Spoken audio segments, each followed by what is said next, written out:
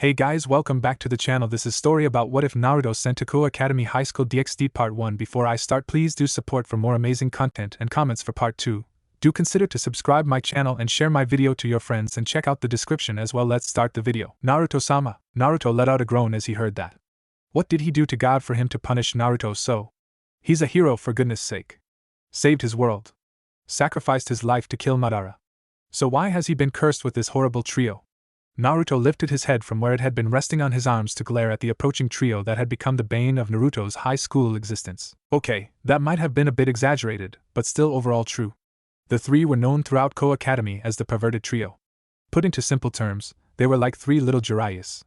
No, worse. Jiraiya had been things besides a super pervert. He'd been a sage, a writer, a ninja, a spy master, etc. While it had been one of his biggest traits, being a pervert was only one of his traits. These three were like 100% perverts. They really had no other redeeming qualities. Okay, that might be a little bit harsh. They aren't that bad. Their lives just seemed to revolve around perversion. The trio consisted of Matsuda, Motohama, and Issei. Matsuda was a former jock and sports star who apparently gave it all up in favor of his perversion, which made no sense to Naruto since girls love guys who are good at sports. It's like putting down a sword to jump into a sword fight. Giving up your biggest weapon before it even starts. He was usually referred to as perverted baldy or sexual harassment paparazzi. He was also a self-proclaimed lilicon. Motohama was usually referred to as perverted glasses or 3 sizes scouter, due to his apparent ability to calculate a woman's 3 sizes just by looking. The final one was Issei Hayata, who was pretty average. Besides his ridiculous libido and obsession with breasts. He was also the one Naruto preferred the most, if only because he seemed to scream about his perverse thoughts less. It was clear he had them all the time, but he was less likely to announce it as shamelessly as Matsuda or Motohama. Motohama literally once screamed, "I'll rape all you girls in my mind." That's just creepy. Truthfully, Naruto could have overlooked their rampant perversion. He had a lot of experience dealing with perverts from his training trip with Jiraiya. No, it wasn't their perversion he didn't like. It was because they damn near fucked up his reputation within 10 minutes of him starting here. Naruto had started at Kuoh Academy as a second year. It hadn't been Naruto's idea either. He had not wanted to attend school, not in the least. It didn't matter if Kuoh's school population was about 3/4 female. It was still school in Naruto's mind. Naruto owed the person a favor for saving his life though, and they wanted him to attend Kuoh. Sometimes Naruto hates being so good-natured, so he'd reluctantly applied and been accepted. He'd transferred in just 2 weeks after the start of the year. He'd had the misfortune of being in the same class as the perverted trio. He'd only needed to say his name before the three stood up and screamed out his most shameful secret. He'd woken up from a coma in a different world. His money didn't count here. The person to save him didn't have money for obvious reasons due to their identity. He needed money to pay for an apartment, food, school tuition, and other miscellaneous stuff in order to repay the person who saved him, so he published Aika. He'd found a reputable publishing company and done it. He'd only had 2 of the series and the Sealing Scrolls that survived the journey over here. Even those 2 were only there because he forgot about them, since he hadn't liked the series enough to carry them all around on him. He wasn't Kakashi after all. Those 2 had still been worth enough for Naruto to live the next 10 years comfortably. It gave him bad karma though, which quickly came to bite him in the ass. Naruto had published them under the pseudonym Jiraiya Sannin, but he hadn't made it too rock solid. He hadn't expected anyone to investigate. He shouldn't have underestimated how determined heavy-duty perverts can be. Within a week of the books hitting the shelf, all 3 members of the perverted trio had managed to dig up that the real author of Aika was apparently a 16-year-old, Scandinavian-looking boy named Uzumaki Naruto. So when Naruto introduced himself to their class within days, their reaction was clear, declaring that he was the author of Aika to the world, and then bowing before his greatness as the ultimate pervert. Kuoh Academy is like 70 to 80% female, so being referred to as the ultimate pervert by the 3 most perverted students in the school was quite possibly the worst way to start his school life in existence. No one believed him when he claimed that he had simply published books his godfather had written either. Apparently something about Naruto screamed pervert. It was thankful Naruto had thick skin. Yeah, he would have preferred being accepted as another average student in the beginning, but it wasn't like he was going to cry in a corner about his fellow students calling him names. He was Uzumaki fucking Naruto. He faced down Uchiha Madara when he was the Jubi Jinchuriki without fear. Call him names and he'll just laugh in your face before pranking your ass. In the end, Naruto viewed this as a similar, easier form of the Konoha he endured as a child. Just deal with everything, stay positive, stay true to himself, and eventually everyone's perceptions will change. He had absolute confidence in that. It proved true. Perceptions changed far faster than those in Konoha had, although that probably had to do with the difference in initial loathing. A pervert and a Jinchuriki are 2 entirely different things. Naruto was still considered a pervert by most of the student population, but they had eventually accepted that there was much more to him, like his prankster side. That might be the thing Naruto likes most about going to this school, probably even more than the many beautiful girls all around. Once he had become a ninja, Naruto had reluctantly been forced to stop doing pranks. Something about professionalism and image.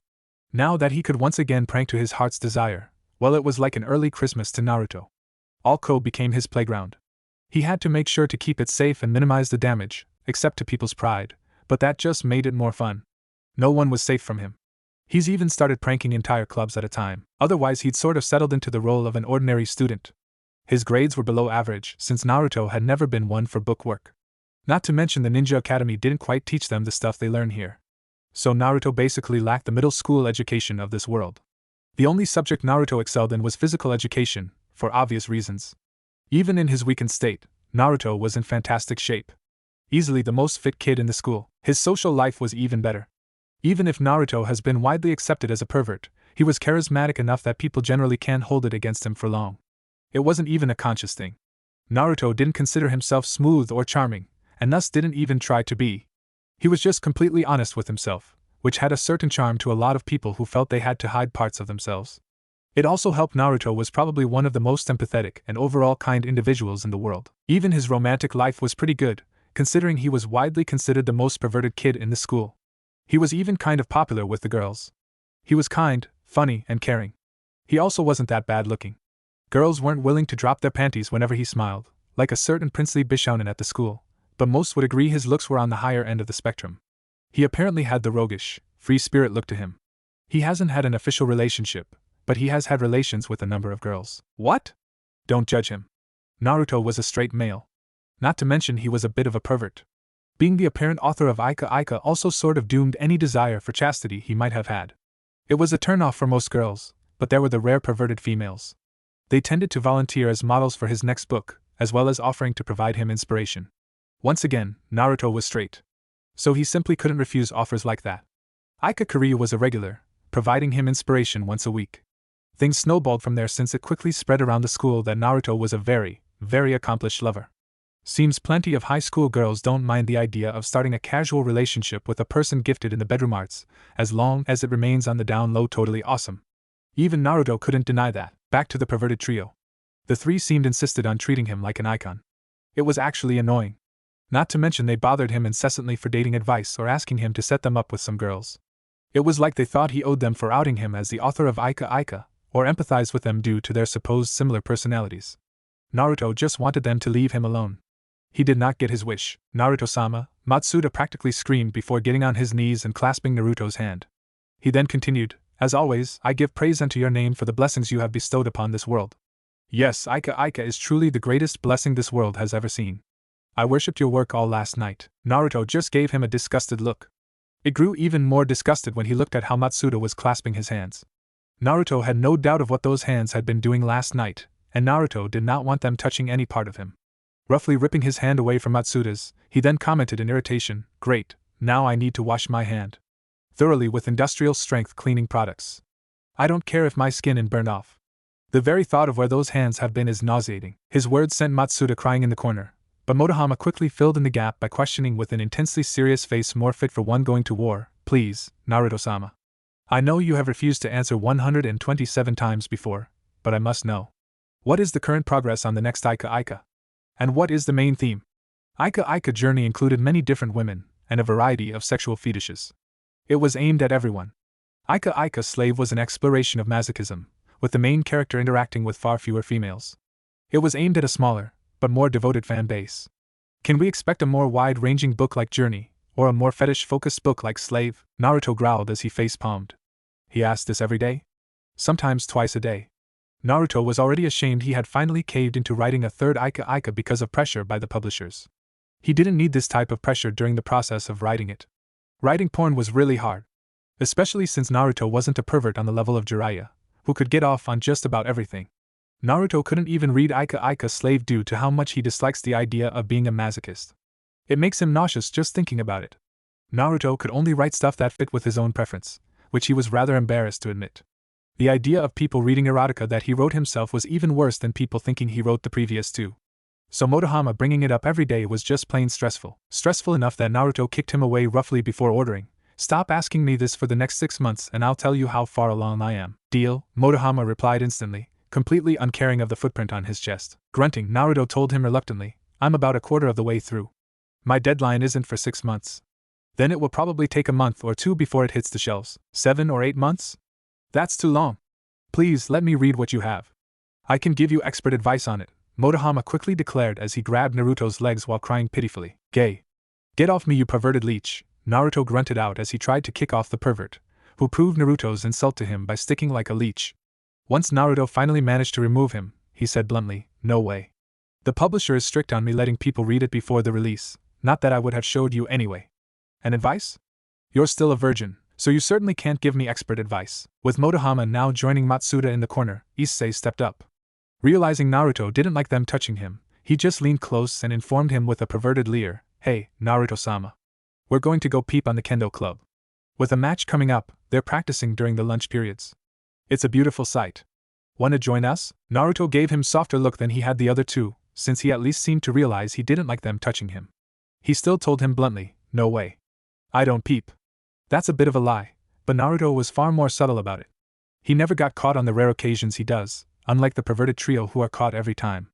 The claim also has helped heal Naruto's reputation around the school. They just think he's a total pervert in the sack instead of the type that constantly has sex and on his mind. Issei deflated slightly before arguing while shaking his head, "That's a shame, Naruto-sama. The female form is the most beautiful thing in the world. Peeping is simply a way to worship it as it should be worshipped. No, it's a way for guys who have no chance with girls to sate their lust for an asses," Naruto deadpanned. Not completely true since Jiraiya used to peek, and Jiraiya was surprisingly smooth when he had actually wanted to seduce a woman. He just claimed to enjoy the art of peeping. Naruto personally believed he just liked getting caught and beat up.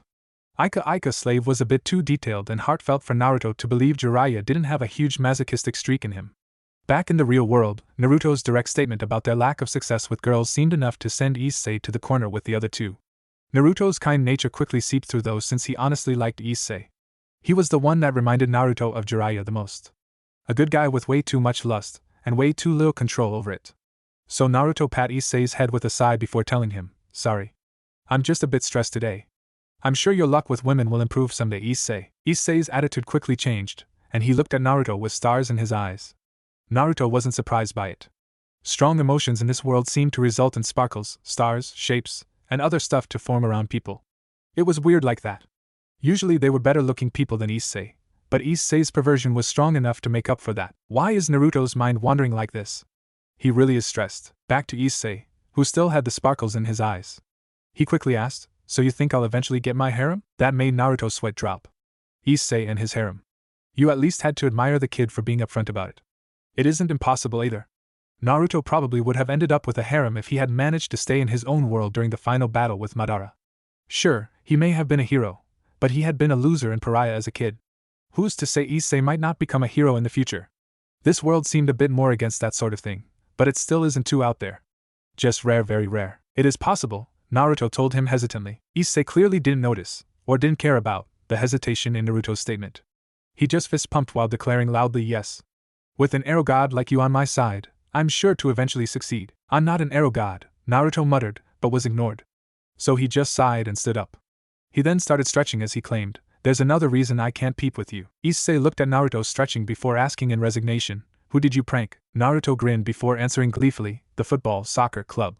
They are also practicing during the lunch period since they have a match coming up. I put some press and stick photos of men posing naked on their sports balls. Permanent photos. That's just disgusting. You would have had to special order those." "What did you do? Search the web for pictures of naked men?" Issei questioned with a sweat drop. "Yep," Naruto answered without hesitation. Seeing the disgust on Issei's face, Naruto rolled his eyes before claiming, "Oh, grow up. They're just. You see one every time you go to the bathroom. I'm confident in my sexuality, and confident with what I was born with. Very confident in the latter. I don't need to shy away from seeing a naked man for my own self-esteem. Hey! I'm confident in my sexuality and tool too," Issei announced, clearly insulted by Naruto's insinuation. He then finished while shivering, "It's not lacking confidence. It's disgust. Men are just plain disgusting to look at." "True that," Naruto admitted, acknowledging that point. He then continued, "But plenty in life is distasteful to do. Just bear with it like when you eat your veggies. Tilting his head slightly, Naruto commented, ETA 14 seconds. Time to go. Naruto moved to the window and opened it. He then jumped out, uncaring of the fact that they were on the second floor. No one else in the class reacted either. Naruto's preferred method of leaving the class was using the window. It was like his interactions with the perverted trio. Just an everyday occurrence to the class. Although the short topic of naked men and today had made a few of the girls blush, they also didn't react when seconds after Naruto left, they heard the sound of a large group running towards them. Naruto had great hearing, so he always knew when people were approaching. When a pissed-off football club opened the door roughly, everyone in the class pointed at the window and announced in unison, "Jumped out the window." The football club immediately turned and moved to start the chase that inevitably followed one of Naruto's pranks. 10 minutes later Naruto was cackling like a maniac. Partly due to his own amusement. His main pranks against the club were meant to make them chase him, but he was more than willing to do several smaller pranks during the chase itself. That includes trip lines, paintballs, stink pellets, even a few acid pellets designed to eat away clothes. Watching the football club grow even more annoyed throughout the chase was hilarious. Mainly the cackle was for the entertainment of the spectators watching the chase though. If you're going to be chased throughout the entire school, you might as well make it entertaining. Needless to say, watching 50 kids in various states of dishevelment, from dissolved portions of clothing, covered in pink, orange, and yellow paint, and stinking like a sewer, all chasing after a single kid cackling like an insane character from an anime was an interesting spectacle. It never failed to make the surrounding students laugh, especially since Naruto had a tendency to mix it up. The videos of the billiards club with their heads shaved and painted to look like billiards balls, the karate club in chicken suits, and the art club painted like clowns still circulated among the students. Yeah, everyone was eventually a victim of Naruto's pranks, but 99% of the time you just got to laugh at the other victims. It spiced up the school life. Or at least Naruto claimed that. The chase eventually entered one of the many buildings comprising Kuoh Academy. Naruto was fully entertained by this point, and calling back taunts to the tiring pursuers. Even without numbering him by 50-1, they still couldn't catch him. Naruto was too fast and agile. At least the numbers made it fun for Naruto, so he barely reacted in time when he turned the corner. Sensing two people right in his way, Naruto pulled off a desperate spin. He felt his skin run along the uniform of the closer one, but successfully managed to avoid colliding with her. Oh yeah, Uzumaki. That was totally awesome. His self-praise was abruptly ended when one of his feet slipped, and he face-planted on the ground. Naruto had always been a rather clumsy person. Even when he became a bona fide badass, he was far from the most graceful ninja. Apparently trying to pull off a spin at full speed at the last moment was a bit beyond his current abilities. He just laid there for a second as he silently bemoaned his mistake. Yeah, real smooth. It wouldn't be Naruto though if he didn't immediately bounce back. Within a second he jumped to his feet. He paused for a second as he grasped his spinning head, since he had face-planted rather hard. Are you okay, Uzumaki-san? A voice asked as he was trying to recover from his possible concussion. Yeah, I'm good. I'm pretty durable. Just give me a second, Naruto muttered. He finally recovered enough to open his eyes to look upon the person he had avoided running into. The first thing he saw was red. Acting without a moment of thought, Naruto stepped forward and grabbed a strand of the crimson-red hair. He then looked the girl in the face and commented with a wide smile, "Wow. Your hair is such a beautiful color." Rias just blinked. She didn't mind that he'd intruded on her personal space and grabbed some of her hair, since she didn't much care for such things. It was his words that surprised her. She'd never heard that before. Okay, she had, but never as the first thing. Most people complimented her body first, at least mentally if not out loud. Her eyes second. Her flawless skin or face shape third. Her hair was usually the fifth or sixth thing a person complimented. Yet this guy did it immediately after seeing her. It was different. Her surprise gave Naruto enough time to realize what he'd just done. He was naturally a blunt and improper person, saying what he thought. No hesitation whatsoever, but he did know proper manners on some level. So he knew plenty of girls would be creeped out or intimidated by him suddenly intruding on their personal space, grabbing their hair, and complimenting it. He didn't even know this girl's name, so he quickly took a step back while letting go of her hair. He then scratched the back of his neck and laughed in embarrassment before saying, "Sorry about that. I can be kind of thoughtless. I hope I didn't alarm you, MS?" Rias once again blinked in shock. He didn't know her name. Yeah, the two had never spoken before, but she was used to everyone at the school knowing her name.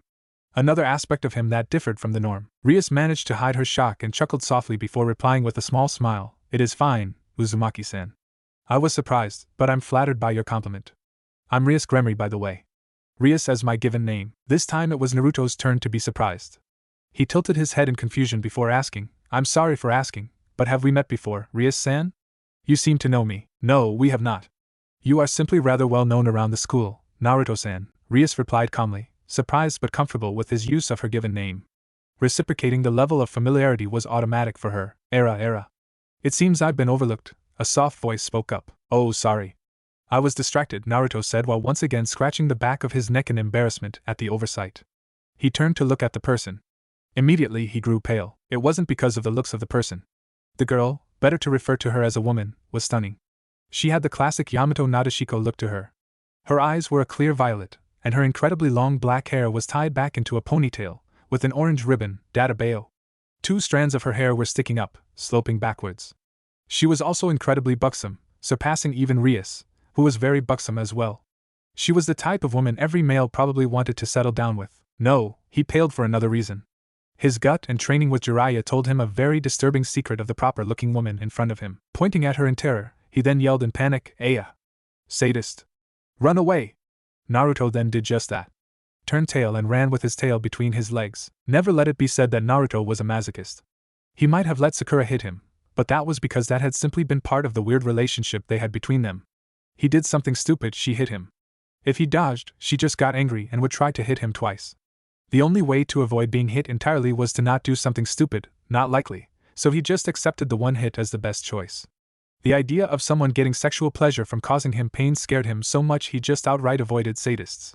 Since part of his training with Jiraiya involved being able to properly identify people's sexual fetishes, yes, Jiraiya chose to teach him stuff like that instead of techniques. Naruto was very good at avoiding them. The football club unfortunately arrived just in time to see Naruto point at Akeno, call her a sadist, before running away. Calling the prim and proper Himejima Nisama a sadist was more than enough to reignite the fire of their determination to catch and punish Naruto. Such a lie was unforgivable. Ignorance is truly bliss.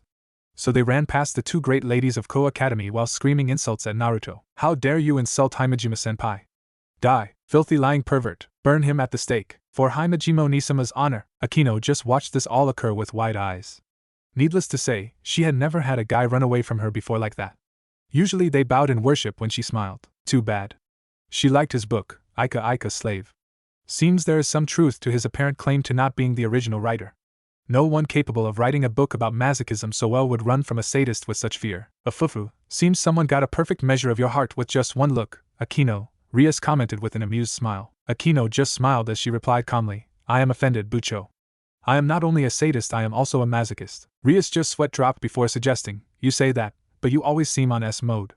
Even I've never seen your M side. But Bucho, you already cover the masochist base in our club. Doubling up is a waste. So I have no choice but to cover the sadist base, Akeno claimed with a wide smile. She then put her cheek in her hand and sighed before adding in an exaggeratedly sad voice, I'm such a good friend to my king that I have no choice but to take incredible pleasure in the pain of our enemies. Oh, woe is me. Rias just sweat dropped again before muttering, you always say that, but I'm not a masochist. Yes you are.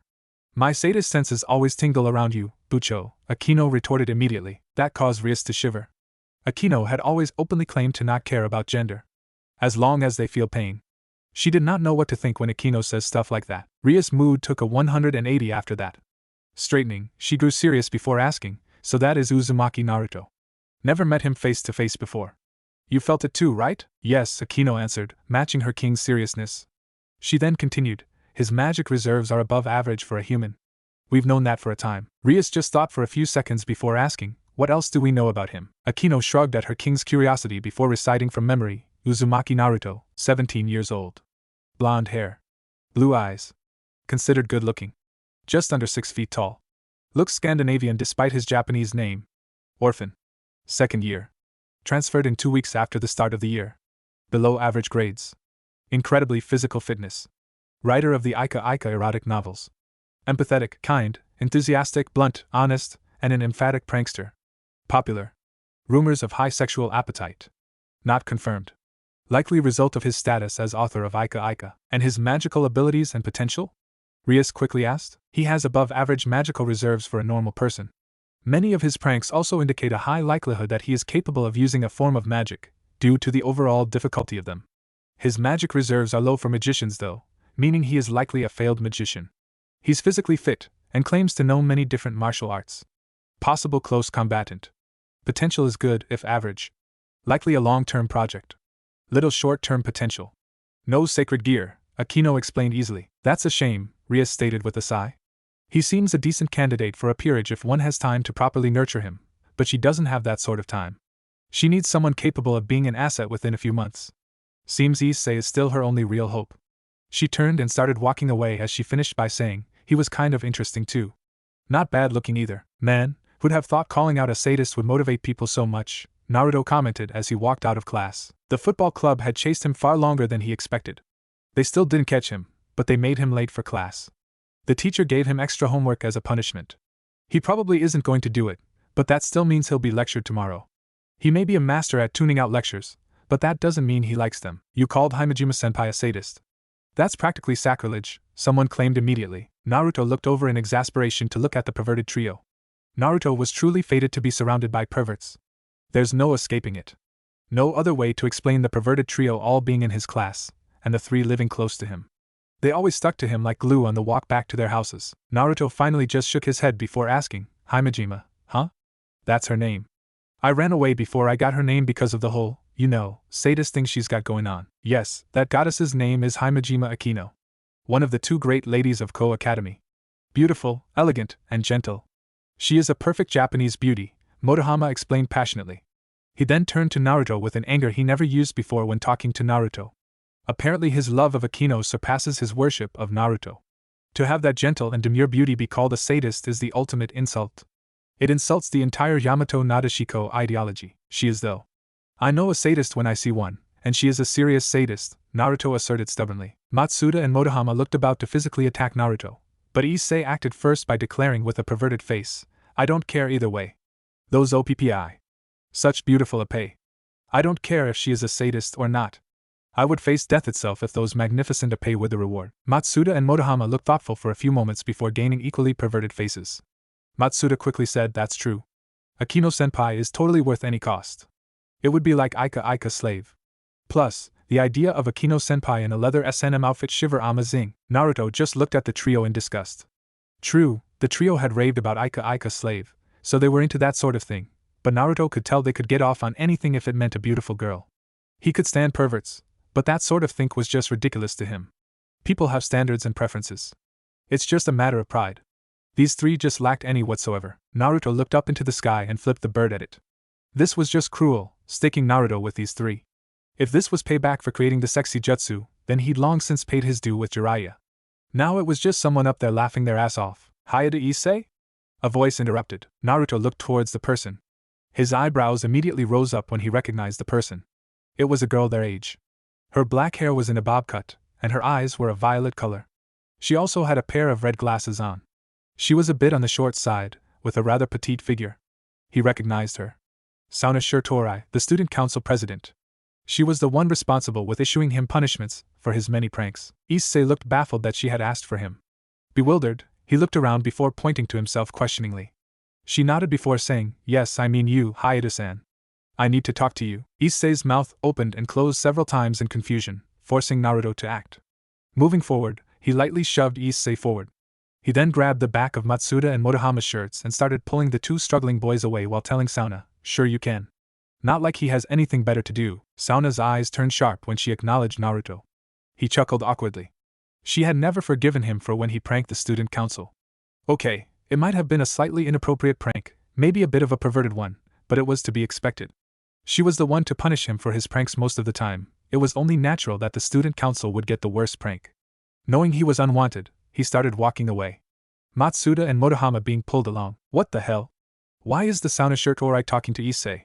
Unfair. Matsuda declared while struggling against Naruto. Just shut up.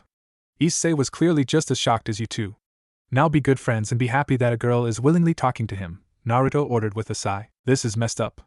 Sona Kaishu is one of the most popular girls in school. Why is she talking to Issei? Don't tell me. A confession? Motohama asked in disbelief. Naruto rolled his eyes and just continued walking away. He doubted it was a confession. Not only was Issei not the type for girls to like, but Sona wasn't the type to do something like that. Her eyes had also been cold, calculating. Naruto hadn't sensed an malicious intent towards Issei either. So she wasn't punishing him for anything. In conclusion, she probably has some business with Issei. More boring than a confession, but anything that gives Issei more experience with women is a good thing in Naruto's mind. He'll just have to ask Issei tomorrow about it. Next morning, you're joining the student council? Naruto asked, his eyes wide and his mouth hanging open. He had not been expecting that. He had arrived this morning to see Matsuda and Motohama trying to interrogate. Issei seemed to have been holding it in though barely.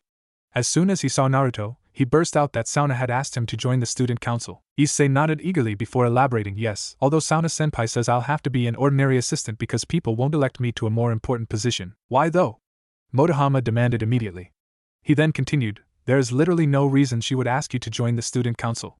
I have better grades. This time Naruto detected clear signs of Issei holding something in. Issei wasn't that good of a liar. So there were many tells when Issei looked away and answered hesitantly, Sona-senpai says I have a lot more potential than it appears.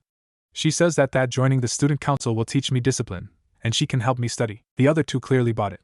Matsuda crossed his arms as he declared stiffly, don't see why you accepted then. Sounds like a drag. It will cut into your peeping time. Oh, there are certainly benefits, Issei claimed slyly. Looking around like he was trying to be subtle, he then leaned forward and continued, let's just say this brings me one step closer to my harem. While Matsuda and Motohama recoiled in shock, Naruto just raised an eyebrow before questioning, does this have to do with the fact that the entire student council is female? Issei laughed uncomfortably while shifting before claiming, yeah, that's it. Being around all those girls all the time is a good step, right? Naruto narrowed his eyes slightly when he detected that as another lie. Issei is hiding something, which is weird. Usually he blurts everything out, even stuff Naruto wishes he kept to himself. For him to be hiding something indicates it is important. And why is Issei shying away from the sun? He keeps raising his arm to try and block the rising sun's rays from getting in his eyes. He also seems tired. Deciding to put away those thoughts, Naruto just put a hand on Issei's head. He then ruffled his hair before commenting, don't really know what's going on, but you seem happy about it. That's good enough for me. Good luck with the student council. Issei grinned happily at Naruto's approval and acceptance. Not surprising since he did honestly idolize Naruto to a rather disturbing degree. Any further attempts by Matsuda and Motohama to interrogate Issei were cut off by the teacher coming in to start class. Bucho, are you in here? Akeno called out as she slowly opened the door to the clubroom. She quickly got her answer when she saw Rias at her desk. The young devil was in her chair, her face planted on her desk. An aura of gloom and depression surrounding her. Akeno blinked in surprise at the sight. Rias had been fine that morning. She'd gone to talk when her friend/rival Sona requested she come to the student council room. Akeno had only come here when she heard Rias hadn't shown up for her classes. Rias and her lived in the old school building, so they never really missed school. What had happened during her talk with Sona that had left Rias so miserable? Moving forward, Akeno touched Rias' shoulder before asking gently, Rias, what happened? Her use of her name instead of her title showed how concerned Akeno was. Rias eventually said something, but it was nonsensical because her face was still pressed against her desk. Akeno's sweat dropped before asking, can you repeat that? Rias slowly lifted her head to show a despairing face. She then informed her queen, Sona made Issei part of her peerage last night. What? Akeno asked in shock and dismay. You heard me, Rias grumbled before putting her face back against the desk. Akeno moved to a chair and collapsed into it as she absorbed the news. She then questioned in a tense voice, what happened? I thought Sona was stepping aside on Issei since you let her pick up 3 of the more magically talented students without issue. Rias lifted her head just enough to explain clearly, she says she did. She says that she has stayed to the sideline for months, but that time ran out. That she gave me plenty of time to make him part of my peerage, but didn't make use of the opportunity. That if I wasn't going to act, she wasn't going to restrain herself. Akeno wanted to argue, but couldn't. What Sona was saying was true. They identified Issei as a sacred gear holder at the end of the last year. They had immediately gone to Sona to claim him, cashing in the favors she owed them to prevent any arguments, but they haven't acted since. They had the entire summer and several more months since to induct him into Rias' peerage, but they hadn't. They had sat by on Rias' orders. To Sona, it must have appeared they had chosen to ignore Issei entirely. Since she had given Rias the chance to claim him, there was no issue in her claiming him now. From a logical standpoint, Sona had every right to claim Issei. So she did. This is horrible. Akeno finally exclaimed. I know. Riser is sure to come calling soon. I know. We have no chance to beat him in a rating game in our current condition. I know, Akeno. That stopped Akeno. She immediately stopped talking. She had just been repeating what Rias no doubt knew, and Rias was probably even more terrified by the implications than she was. Seeing Akeno calm down, Rias put her face back against her desk with a groan of despair. No matter how she thought about it, things did not look good. No, they looked downright terrible. The reason is because one Riser Phoenix, her fiancé. Not by choice though. The two had been engaged since before she had even been born. Put simply, Rias didn't want to marry him at all. The marriage had a lot of political implications though. With so few pure-blooded devils remaining, it was viewed as a way to ensure the next generation of pure-blooded devils. It would also cement an alliance between the Gremory clan and Phoenix family, 2 of the remaining 34 pillar families. So the marriage was pretty much set in stone, almost, but not quite. Devils value power greatly. If Rias can prove her power and leadership abilities before the marriage, she could end it. She had few real options to do just that though, considering her age and current power level. The only real option was to beat Riser in an unofficial rating match. Rating matches are a sign of a devil's personal power, and the power of their peerage. Defeating Riser would prove Rias was the more powerful devil, thus her opinion would trump Riser's in the mind of the devil community. It was the best option. The prospects of that occurring were at an all-time low though. Riser was older and more experienced than her. He had an entire peerage, 15 members. She had 4 total, one of which is useless currently. Including the kings, it was 16-4. Numbers don't decide a match, but they sure do help. And the numbers are currently against her.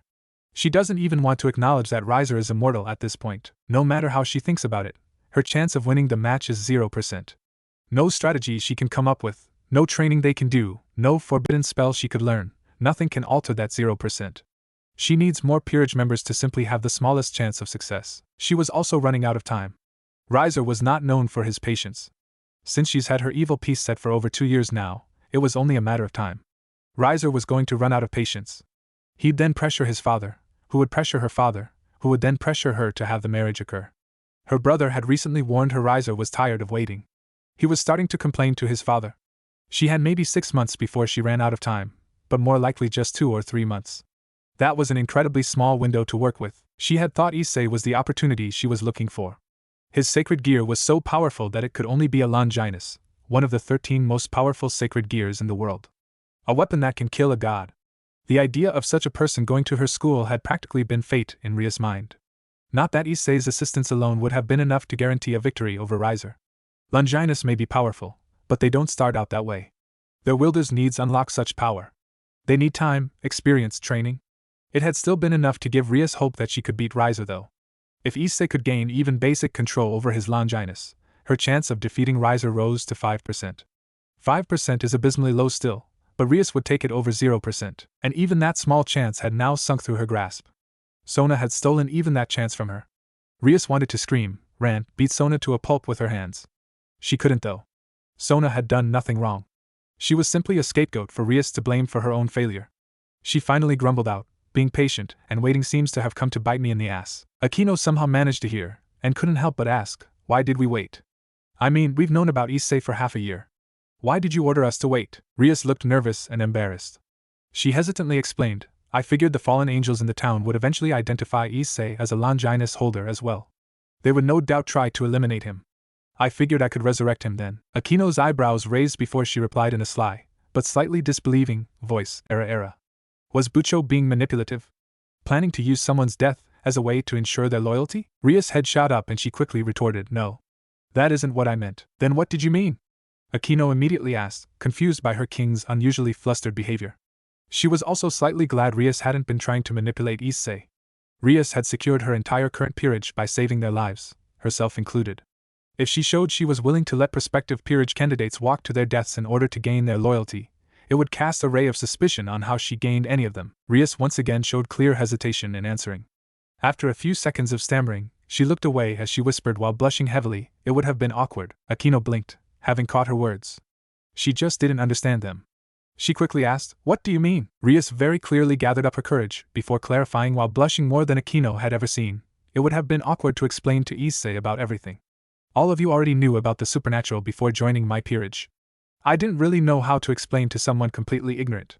So I figured the shock of finding out about fallen angels and being reincarnated would make it easier. Akeno just gaped.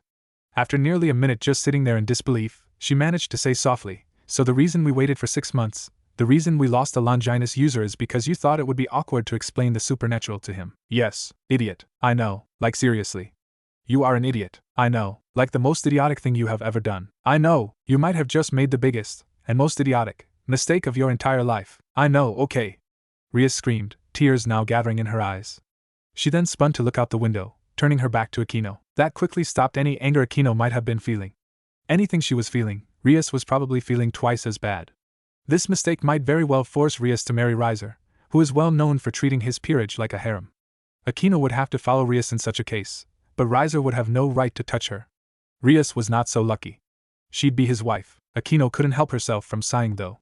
The pure imbecilic quality of Rias' reason to not approach Issei earlier was just too much. Rias was outgoing, had no shame, was friendly, and charming. To find she had been nervous about explaining the supernatural to Issei was something Akeno hadn't ever even considered. Thinking on it, she can see a bit why. Rias, and the entire Gremory family, consider their peerage to be their family. Trying to make the process of introducing a new member as smooth as possible was likely something she hadn't even needed to think about. It was automatic.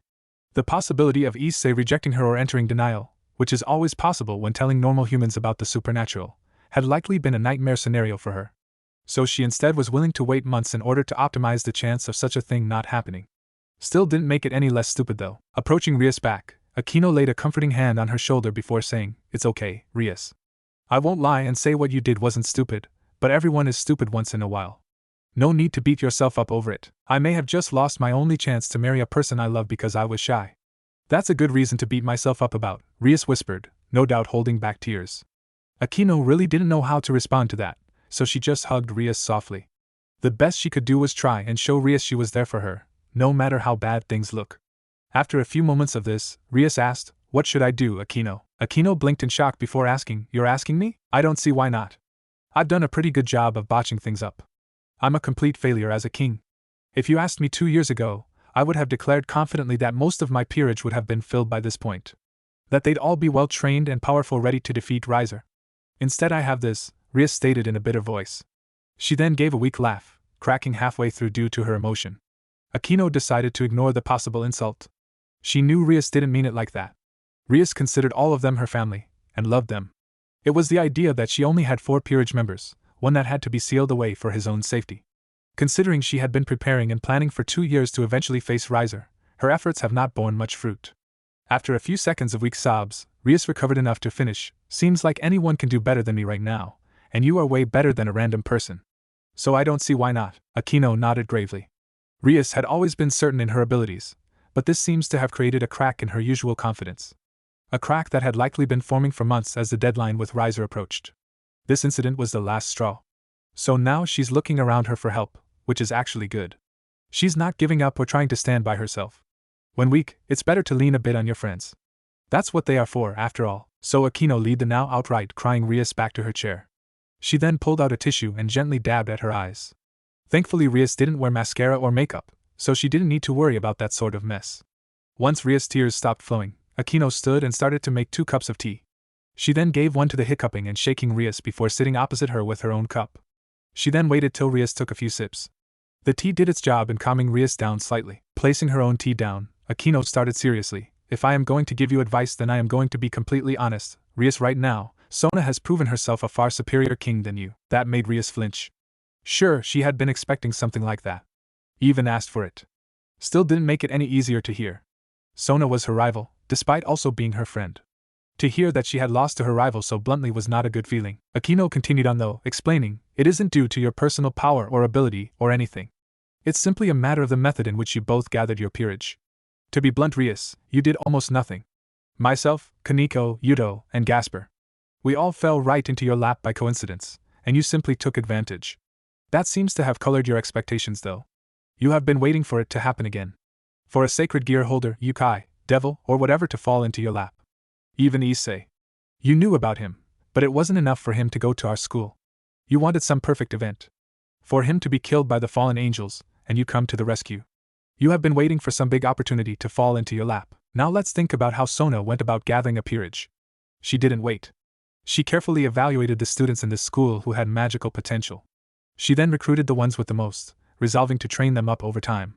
She didn't wait for already competent candidates to appear. She calculated who could eventually become a competent peerage member, and then set about making them achieve that potential. While you waited for opportunities to appear, she actively worked to create her own opportunities. Thinking about it, her choice to recruit Issei was not only logical, but expected. To her, your choice to wait for a better opportunity to recruit him must have been infuriating. In her mind, if you weren't going to take advantage of this opportunity, she might as well. That she waited 6 months is actually the unexpected part. I would have guessed she'd have only given you half that time. So the answer to your earlier question about what you should do. You need to change your method, Rias. You can't wait for some hero or savior to appear. You have to work at improving your peerage. Put in a true effort, Akeno declared bluntly. She then elaborated, "We'll use our familiars to scout out any possible talent. Anyone that has above average magical potential.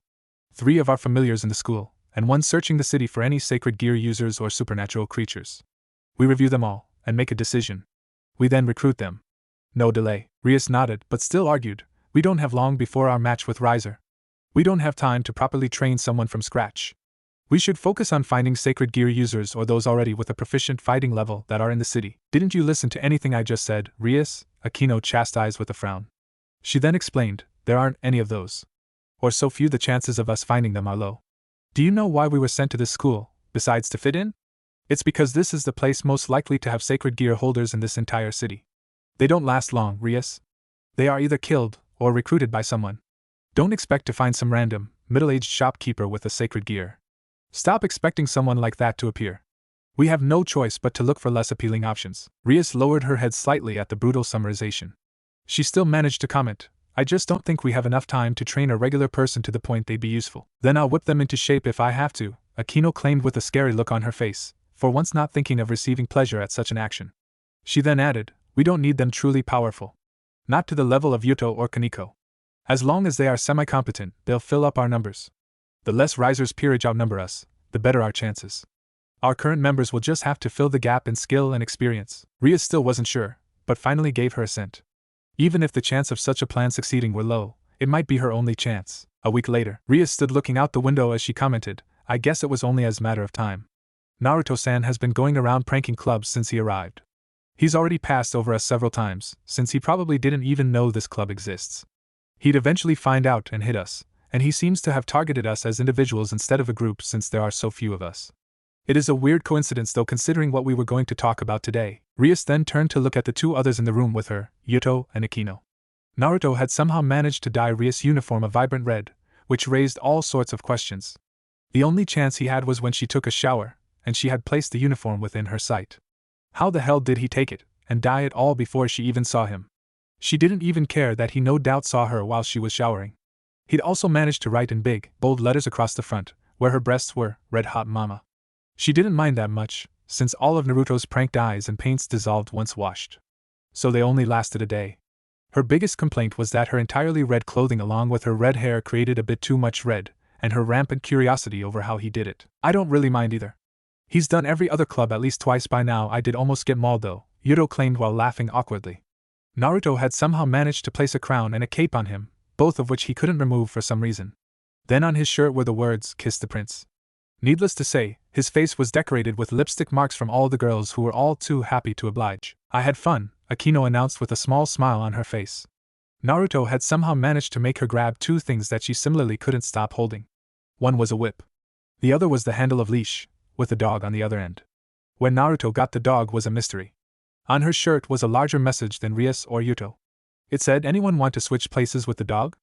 I'm looking for a new pet/slave. Rias just sweat dropped at the message, and Akeno's apparent enjoyment of the prank. She quickly asked, aren't you upset about Naruto, ruining your image by insisting you are a sadist? I might have been, since I've made such an effort to hide my sadism to not make us stand out too much, but this was entertaining. And illuminating. Look at this, Akeno informed them as she managed to use a loose pinky to hold up a paper. Rias frowned and grabbed it. The frown only grew as she skimmed it. She then commented in confusion, I don't get it. What is this? It's just a list of names, addresses, and phone numbers. Akeno chuckled before revealing, that is a list of people willing to become my pet or slave.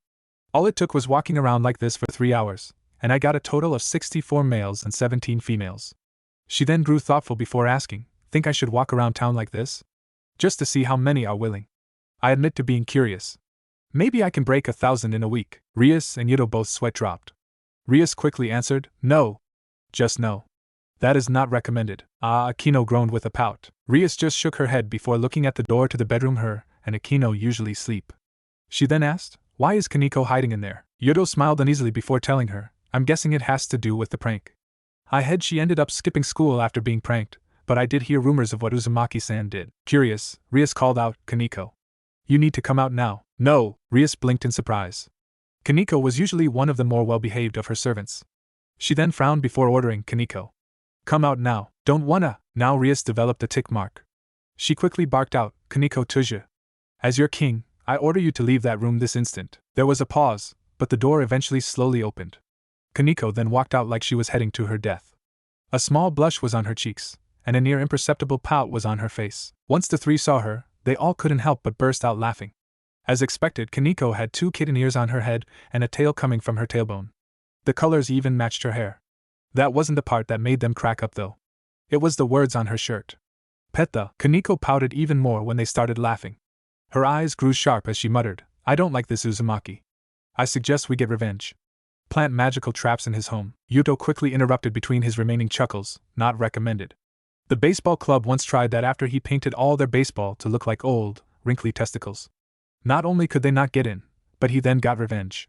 He put laxatives in their water right before a game they couldn't leave the field that was truly the messiest game in the history of baseball. Akeno chuckled at the story before moving to look out the window.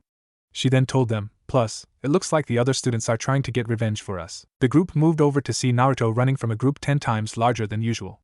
Apparently pranking the 2 great ladies of Kuoh Academy, the school prince, and the person who many consider to be the school mascot was too much for many of the students. He was still cackling like a maniac though, so it was doubtful they'd catch him. The fact that he could successfully evade several hundred students chasing him at once is rather impressive though. Rias just sighed before announcing, okay, that's enough of that. We need to focus on what the topic of today's meeting is supposed to be about. The group grew serious and all moved their usual spots.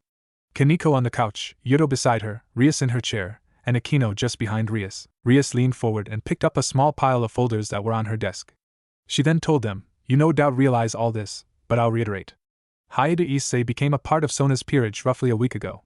So we have switched to a different method of gaining allies that Akeno recommended to me. Our familiars have been busy scouting out the potential in our school, with one focusing on the rest of the city. The results were discouraging. She indicated the file before continuing. In our school we have 4 individuals who appear to have a potential high enough to even consider. In the city, we found none. Of the 4, only one has a good chance of being sufficiently powerful in time for the rating match against Riser, Uzumaki Naruto. Opinions? The group was slightly surprised by her asking for their opinions, but quickly adjusted. They each took one of the folders to read it. Yuto was the first to speak by commenting. His magic reserve seemed to be growing rapidly. While still nothing to be overly impressed by, they are 45% higher than our estimates were when we first noticed him a month ago. High rate of growth. His physical stats are very impressive. His stealth and trapping skills are exemplary based on his pranks. Also indicates he probably knows a form of magic. His personality is also agreeable, despite his fondness for pranks. Nothing we can't deal with. I say we go for it. Koneko soon added simply, don't like his pranks, but little choice. Yes, Akeno thought for several moments before declaring with a firm nod, we need help. Naruto seems the best choice at this point. My answer is obvious. Rias just sighed before stating, then it is unanimous. Yuto, bring him here after school tomorrow. We'll talk to him then. Next day. You do know this random demand for me to accompany you to your club room is rather suspect since I pranked you guys yesterday, right? Yuto just sweat dropped at Naruto's comment. The renowned prankster of Kuoh sure did not make it easy. In fact, he seems to have gone out of his way to make it difficult for him. Apparently Naruto was the kind of person that if someone told him to go right, he would go left just to spite them. Basically, he really didn't like being told what to do. Yuto demanding, if in a very polite way, Naruto to follow him counted as such. Yuto had to deal with Naruto randomly disappearing on him, talking about inane things, and voicing his reluctance to go visit the occult research club. Naruto even subtle managed to guide Yuto into the girls' locker room. That had not been pretty for Yuto, and had left Yuto baffled on how the bloody hell Naruto had managed it. What would ordinarily have been a 5-minute walk had turned into a 40-minute struggle. Yuto had not come out of it unscathed. His clothes were torn, his face was once again covered in lipstick prints, his hair was frazzled, and his eyes were fixed on Naruto with a manic intensity. He was not going to allow Naruto to disappear on him again. Overall, Yuto was a step away from cracking. 40 minutes dealing with an annoyed Naruto had left his sanity frayed. Sighing, Yuto told him in his best reassuring tone, don't worry. We don't care about your pranks, okay? Maybe Koneko does, but only her. Naruto didn't seem very reassured. He just raised an eyebrow at the shorter blonde before informing him, okay, but I'll still warn you. I have a dozen extra strength stink pellets on me, and I will not hesitate to break your window by jumping out of it if the situation turns ugly. I am also not responsible for any rubber chicken-induced trauma, okay? I understand, Yuto claimed with another sweat drop. Naruto may be a nice guy most of the time, but damn if he isn't incredibly weird when he wants to be. How can a rubber chicken be used to traumatize someone? Never mind. He really doesn't want to know. Naruto stepped in without hesitation when Yuto opened the door. He may have made it troublesome for him, but Naruto at least had to respect how determined Yuto was to bring him here. Must mean something serious. Probably revenge for his prank, despite Yuto's reassurances. Naruto wasn't worried though. He had 3 rubber chickens on him right now, and he knew how to use them. Naruto quickly scanned the room. The Occult Research Club's room was pretty large, decorated in a style Naruto had briefly been told about. Victory or Victoria style or something. He can't remember. It was a wood-paneled room a bit different than the traditional Japanese work Naruto is more used to.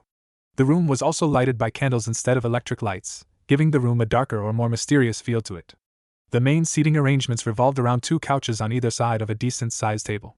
There was also an official-looking desk beyond that, just before the far wall. There was a set of doors to another room. In the far corner was what looked to be a shower. Okay. Kind of weird, but Naruto isn't a person that can criticize other people for being weird. Naruto's eyes were quickly drawn to the person sitting on one of the couches. A petite build and silver hair, Naruto easily recognized her. It also helped that he pranked her yesterday. A lowly type that many consider to be a mascot of the school. Koneko Yuju. Petite, with interesting silver hair and yellowish hazel eyes that always made Naruto picture a kitten, something she clearly remembered by the way she was glaring at him. Naruto was able to shrug off her weak killing intent. He then leaned closer to Yuto with a gleeful grin before whispering loud enough for Koneko to hear, "That definitely needs a good rub." So stressed and irritable. Nothing a good long petting session won't relieve though. Kaneko's eye started twitching as her killing intent doubled in intensity. Yuto tried to hide his laugh behind a cough, but failed rather dismally.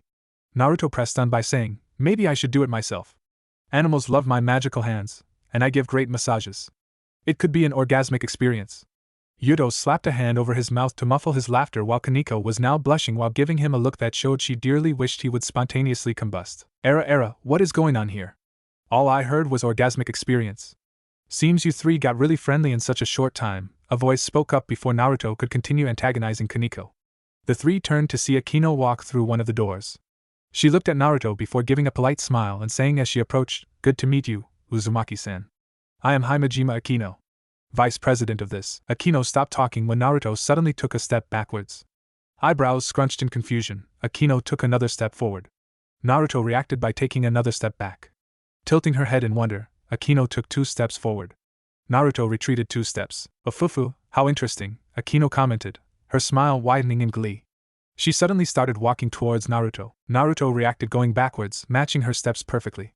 Akeno's smile widened even more as she sped up to a fast walk. Naruto once again matched her movements.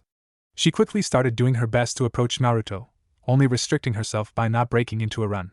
Naruto quickly started having trouble. The room was decently sized, but not enough to really maneuver. More than a few times he had to make a quick dash to escape a corner.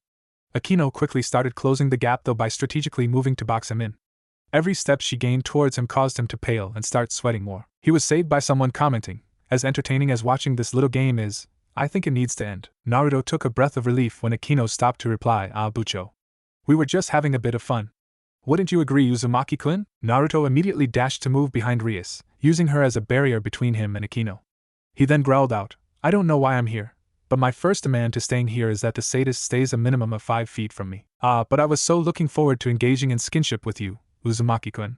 "You know, deepen out relationship," Akeno replied, thoroughly enjoying Naruto's apparent fear of her. "Hell no. I have a feeling engaging in skinship with you would result in me losing some skin," Naruto retorted seriously. "Can you not use me as a shield, Naruto-san?" Rias requested while sweat dropping. This was no doubt one of the weirdest situations she's ever been in. Literally in the middle of it, but completely disregarded. Her pride was actually rather stung by it. She was being overlooked completely. Naruto blinked in surprise, having forgotten just who he was using as a shield, but he still managed to reply with, "As long as the sadist complies with my demand." Akeno really didn't want to, but Rias sent her a scathing look immediately. So she just let out a disappointed sigh and announced, "Understood. I shall not get within 5 feet of you, Uzumaki-san, for now at least." That was enough for Naruto to let go of Rias. The young devil straightened her clothes as she tried to regain her composure. That was not how she expected this meeting to start.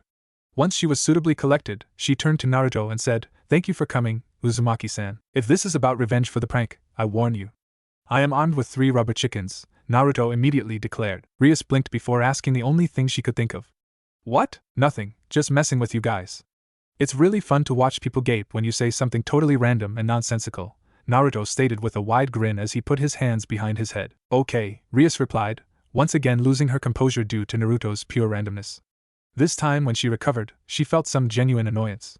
She's stressed enough without her potential peerage member doing his best to fuck with him. So she requested in a clearly strained voice, "Can you please be serious, Naruto-san? I have something very serious to talk to you about. Naruto tilted his head in response, his eyes raking over her form with an intensity that honestly made her feel a bit uncomfortable. It wasn't even perverted or anything. She was well used to perverts looking at her. She didn't even really care. Something about Naruto's gaze, though, was powerful. There was power in it. Authority. Experience. It made her feel like she had suddenly lost control. No, she never had control here. Even if Naruto was in her club room. It was a disconcerting revelation. The thought of her desperate situation was enough for her to not completely back down, though. She couldn't give up here without a fight. Her freedom was on the line. Taking note of Ria's sudden change in demeanor, Naruto also observed that she still didn't back down. It impressed him slightly. He was sending spiritual pressure at her, so her ability to not fold under it spoke highly of her mettle. Chakra is partly composed of spiritual energy, so it can be used to convey emotions or urges. Killing intent is the most common use, quite literally just using chakra to communicate a person's desire/ability to kill another. Applying spiritual pressure is a more advanced technique, one Naruto preferred to use. Naruto didn't have any true killing intent in him, so he used a different method for intimidation. Spiritual pressure is, put simply, using chakra to try and force your will upon another. This allows a near instantaneous battle of wills to determine relationship, who is in control, who has greater authority, who is dominant, etc. A victim can resist if they have the necessary force of will and character. That was rarely a problem for Naruto, though. Naruto's firm and unwavering will was one of his hallmarks. He was also a natural at exerting spiritual pressure. Jiraiya had claimed that Naruto's amazing track record at convincing his enemies is partly due to his spiritual pressure. Naruto apparently subconsciously used spiritual pressure when his emotions ran high. So he uses spiritual pressure to dominate his opponents mentally while simultaneously imposing his dominance physically. It was a two-pronged attack that allowed Naruto to alter the mindsets of plenty of his enemies. He could still use it despite his weakened state. For Rias to be able to partly resist it is impressive, even if Naruto was holding back a good deal. Letting up on the spiritual pressure, Naruto decided to listen to her. This must be serious. Guess he'll have to let up on the messing around. He was only doing that because of his own anxiety anyway. Naruto was far from an accomplished censor, but even he could tell that this group was far more powerful than most of the humans in this world. He couldn't get an exact estimate of their power levels, but he didn't really need to. He had been dragged to an out-of-the-way building, where he was now surrounded by 4 people of unknown strength and intent. Now Naruto wouldn't consider himself paranoid like many ninjas, but even he was feeling a bit nervous right now.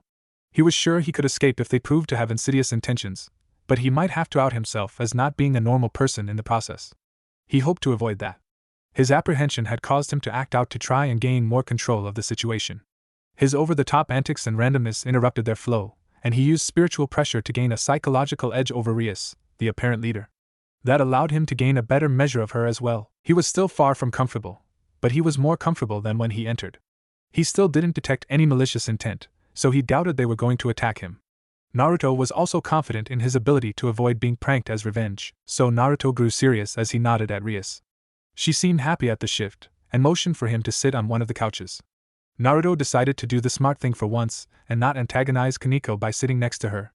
Akeno then took the spot next to Koneko, since she couldn't sit by Naruto due to his earlier demand.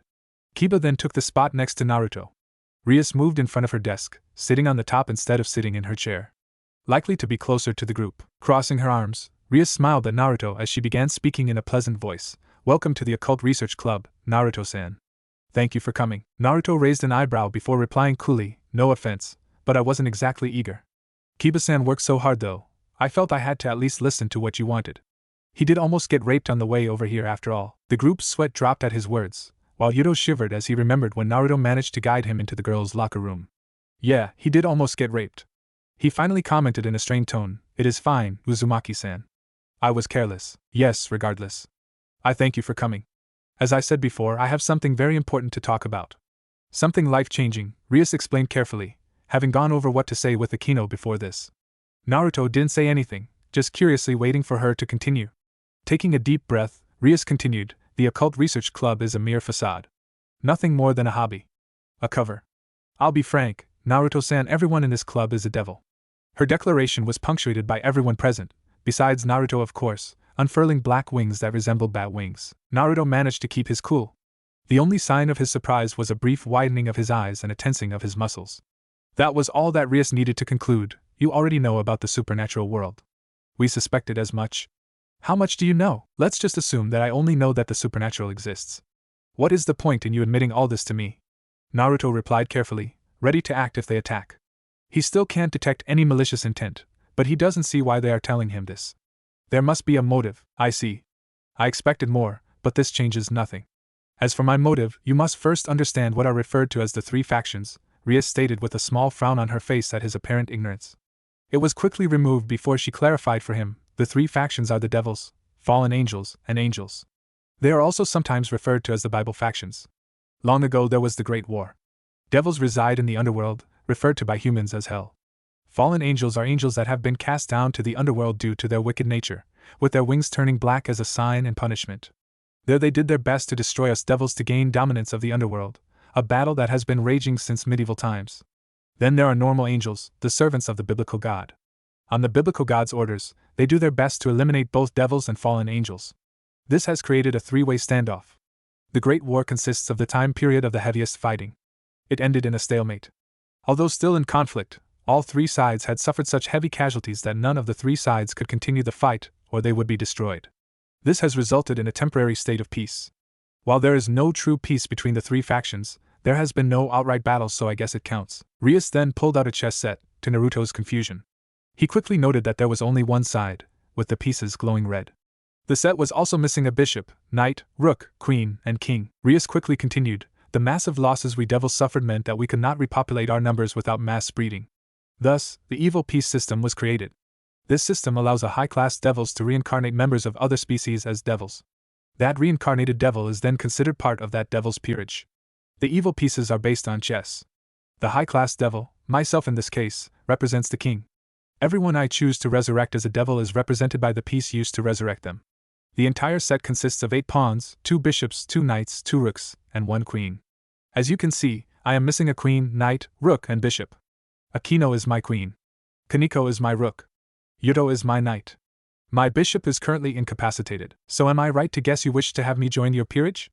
Naruto questioned blankly, hiding his emotions. Rias nodded before clarifying for him, yes, that is why I called you here. We have ascertained that you are a good candidate. You have above-average magic reserves for a human, and your physical specs are high. Naruto just stared at her blankly for a few seconds, before he shrugged and announced with a wide smile on his face, sure. I don't see why not. Now it was Rias' turn to stare.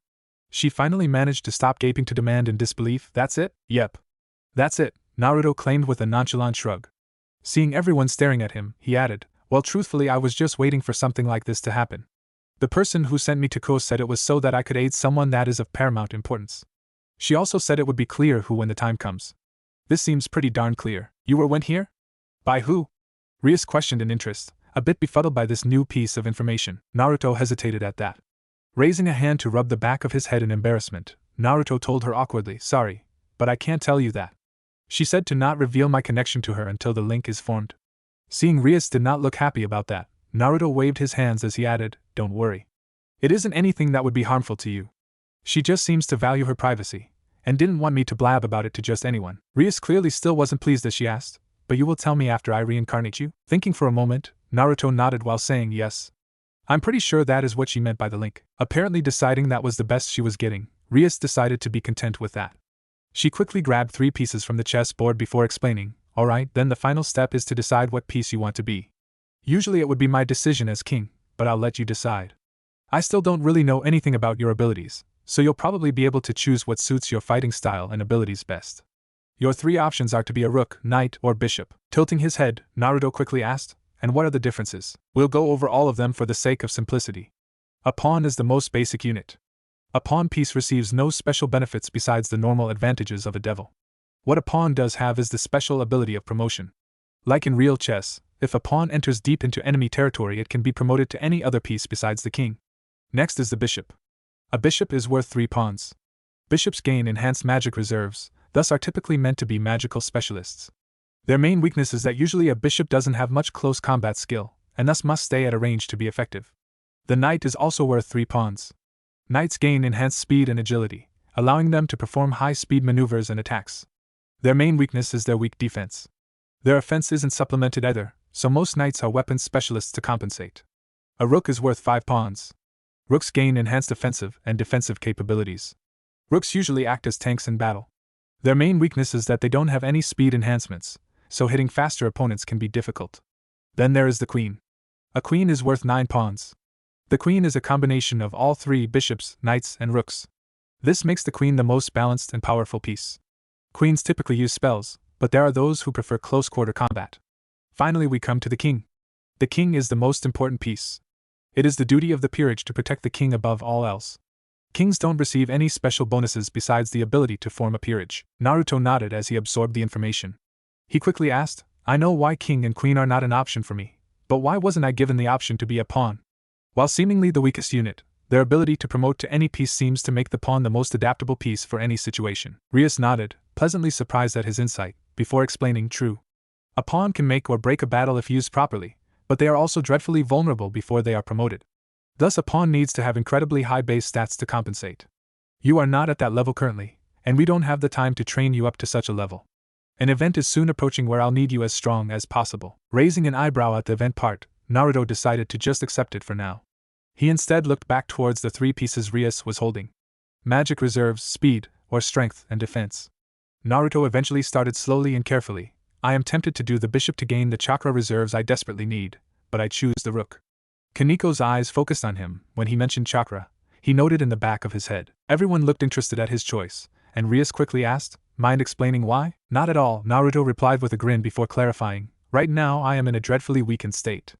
Nearly all of my ninjutsu techniques are unusable to me right now due to my current chakra reserves. The bishop would have alleviated that problem somewhat, but I doubt to the degree I would need. I'll probably have to do it the slow and steady way on that front. With ninjutsu out, I'll have to rely on taijutsu, or hand-to-hand.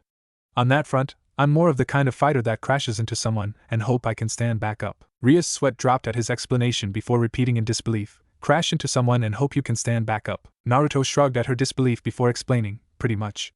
In my old state the number of people who could compete with me in pure power could be counted on one hand. So I used that. I was never one for running around, jumping in and out or dodging. That's what shadow clones are for after all. Absorbing absurd amount of damage in his place. Naruto then continued, I was durable as fuck, and never ran out of stamina. So I would practically always win if I managed to force my opponent to exchange hit for hit with me. Or them getting 10 hits and Naruto getting 1. Naruto can't even count the number of times an opponent was throwing him around for 10 minutes before losing when Naruto finally managed to return the favor. Naruto had been ready, willing, and capable of taking whatever his opponent dished out as long as he got the opportunity to land his own shot. So the rook fits my fighting style far better than the knight. Would enable me to take more punishment, and would increase my knockout power to help take advantage of that one opportunity that always presents itself. Rias nodded in understanding, or at least pretended to understand. She then questioned, you keep mentioning that you are in a weakened state.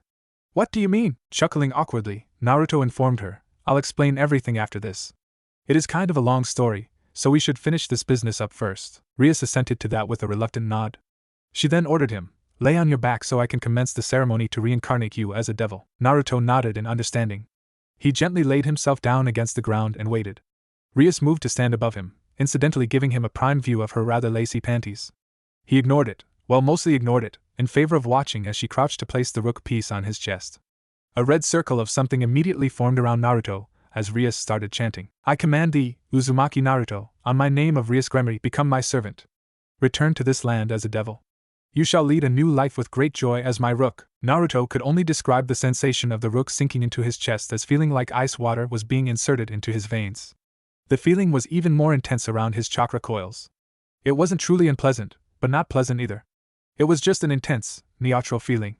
Then, it disappeared within an instant as soon as Rias finished her chanting. Naruto took a few deep breaths since it had been a pretty intense process. He quickly recovered though, and stood up. Clenching his hands and hopping lightly on his feet, he commented, I feel lighter. Yuto was the one to respond as he patted Naruto's shoulder in congratulations, that is natural. Devils are fundamentally stronger than humans.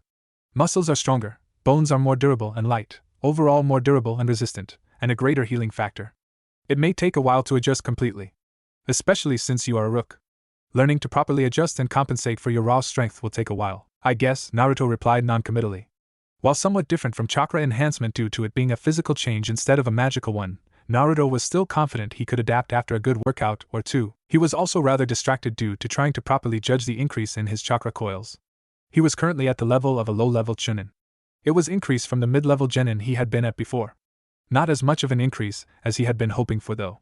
This level of chakra was truly pathetic to Naruto. He likely had more chakra than this when he was 4. It also limited him a lot. Naruto hadn't ever bothered to learn E, D, or C rank techniques, besides the Academy 3, because it had literally been easier to learn B or A rank techniques due to his chakra reserves.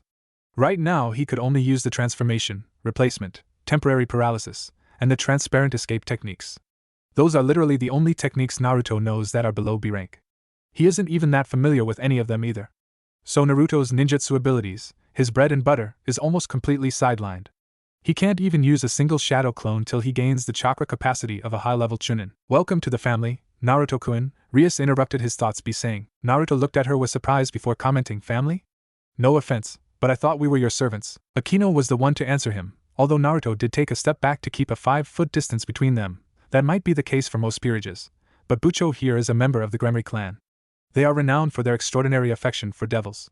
They view their servants as friends and servants. That's certainly better than being a servant, Naruto claimed while giving Rias a warm smile at the thought. Rias blushed slightly at the attention, but then grew serious as she said, now, usually we would do our best to familiarize yourself with any information you would need to know as a devil. I believe you owe me an explanation though. Naruto nodded in understanding, and quickly announced that I do. I suggest getting comfortable because it is a long story. Everyone nodded and sat down in their respective spots. They all then looked at him, content to wait for him to start. Naruto appreciated that, and took a few moments to think on how to start. He finally declared coolly, the first thing you should know is that I am from a different world. A different world? Rias repeated incredulously. She then raised an eyebrow as she asked, you mean you come from the underworld? No. I mean an entirely different world. A world that is typically impossible to travel to from here, Naruto answered while shaking his head. He then started hesitantly, in my world, humans were capable of wielding power that highly resembles magic through the use of chakra. The greatest examples of this were ninjas, soldiers of the hidden villages. I was a ninja as well. You don't need to know much else, but you do need to know that we were engaged in a war. All the hidden villages teamed up to battle a madman. The focus of the war was to prevent him from gaining the power to enact a plan to place the entire world in an illusion by obtaining and harnessing the power of a primordial god. His last words caused both Rias and Akeno to gape before Akeno asked in shock, did you just say a primordial god? Yes, Naruto answered seriously. With both Rias and Akeno in shock, Yuto and Koneko were still left confused. Yuto quickly asked politely, I'm sorry, but can anyone tell me why that is so serious? Rias looked at Akeno meaningfully. Akeno nodded and turned towards the two before explaining, you both know that gods and Buddhas exist. That is a fact. You can think of them as the weak knockoffs of a primordial god, born from the fragments of its energy. That caused both Yuto and Koneko to gape as well. Rias nodded at their expressions before elaborating, the existence of primordial gods have always been mere conjecture, since any that existed in this world have long since died. Put simply, primordial gods are the beginning of everything. It is theorized that primordial gods are the beings responsible for the creations of all worlds. Their power is thought to be infinite and limitless. Even they are not immortal though. Eventually they age and die. Their energy then dissipates, eventually birthing the gods or Buddhas that currently exist. Huh, I didn't know that, Naruto commented in interest. Then are you sure that you are talking about a true primordial god and not just a regular god? Rias asked quickly. I'm sure. Kurama told me that the Jubi was a primordial god, and that it was responsible for the creation of our whole world. Even said that it could destroy our world as well. He would know. Plus, the person that rescued me on this side said that she sensed remnants of a primordial god on me. Naruto immediately replied with certainty clear in his voice. Rias shook her head as she considered the implications. She finally managed to tell him, then your world must have been incredibly young. For a primordial god to still live. With Rias still looking to be in shock or denial, Yuto interrupted by announcing, I'm sure we can talk about this more another time. How about you continue your story, Uzumaki-san? Naruto nodded in agreement and explained, Uchiha Madara, the man I said earlier, planned to become the Jinchuriki of the Jubi. He would then use its power to cast an illusion over the entire world, using the moon as a medium. I'm sorry, Naruto-san, but I simply can't believe a human, no matter how powerful, could control a primordial god. The very concept is illogical. Primordial beings are those responsible for creating entire worlds. For creating humans. Their very existence is a level humans cannot even comprehend, let alone match, Rias immediately argued. You might be underestimating just how freakishly strong Madara was. Madara had managed to unlock the Rinnegan, the legendary eyes of the Sage of Six Paths. He had been capable of pulling giant meteors from the sky, growing entire forests in seconds, creating a mountain-sized samurai of pure energy, and throwing around 9 mountain-sized animals just by looking at them. I hate the man, but even I can't deny he was a freaking badass, Naruto retorted, shivering as he remembered just how ridiculously powerful Madara was even before becoming the Jubi Jinchuriki. All of them were now looking at him in disbelief. Koneko finally asked bluntly, are you high? Naruto just deadpanned in her direction. Rias managed to say in confusion, I am really lost here. You mentioned something about a Rinnegan. Yes. The Rinnegan is an ocular bloodline that was said to have been possessed by the Sage of Six Paths, characterized by the entirely purple coloring and ripple pattern. The ultimate Dijitsu, Naruto told them in exasperation. What's a Dijitsu? And who is the Sage of Six Paths? Naruto let out an annoyed groan. Trying to explain the clusterfuck that was the Fourth Shinobi World War to people completely ignorant was not easy in the least. Naruto finally straightened and started in an annoyed tone. Okay, I'm going to start from the very beginning. There used to be a massive tree in my world thousands of years ago. It was called the God Tree, or the Shinju. One day, a princess, Kaigai Okatsuchi or some weird name like that, decided to eat a fruit from the tree in an attempt to gain the power to stop a war that was going on. It worked, and she managed to stop the war with her godlike powers. The Shinju sensed the theft of its fruit and power though. The tree turned into a massive beast with 10 tails, the Jubi. The Jubi had no intelligence, and only one purpose. Reclaim the power that was stolen from it. It was a force of nature, razing everything to the ground in its mindless search to reclaim its chakra. Until it was stopped by a man. The princess had apparently died due to the intense power, but she had given birth to a son, Hagoromo or whatever. I'll just call him the Sage of Six Paths from now on, since I hate his real name. The sage had been born with power surpassing even his mother, the first human to be born with chakra. He soon grew up and confronted the Jubi. He defeated the Jubi in battle, and then sealed it inside his body. Using its power, he became powerful as a god. He then gifted and taught other humans how to use chakra. He ended up having children that would go on to found 2 separate ninja clans. The Senju and the Uchiha. The Senju inherited the sage's strong body, and the Uchiha inherited his mystical eyes. Madara was an Uchiha. He managed to unlock the Rinnegan by infusing the DNA of a powerful Senju into his body.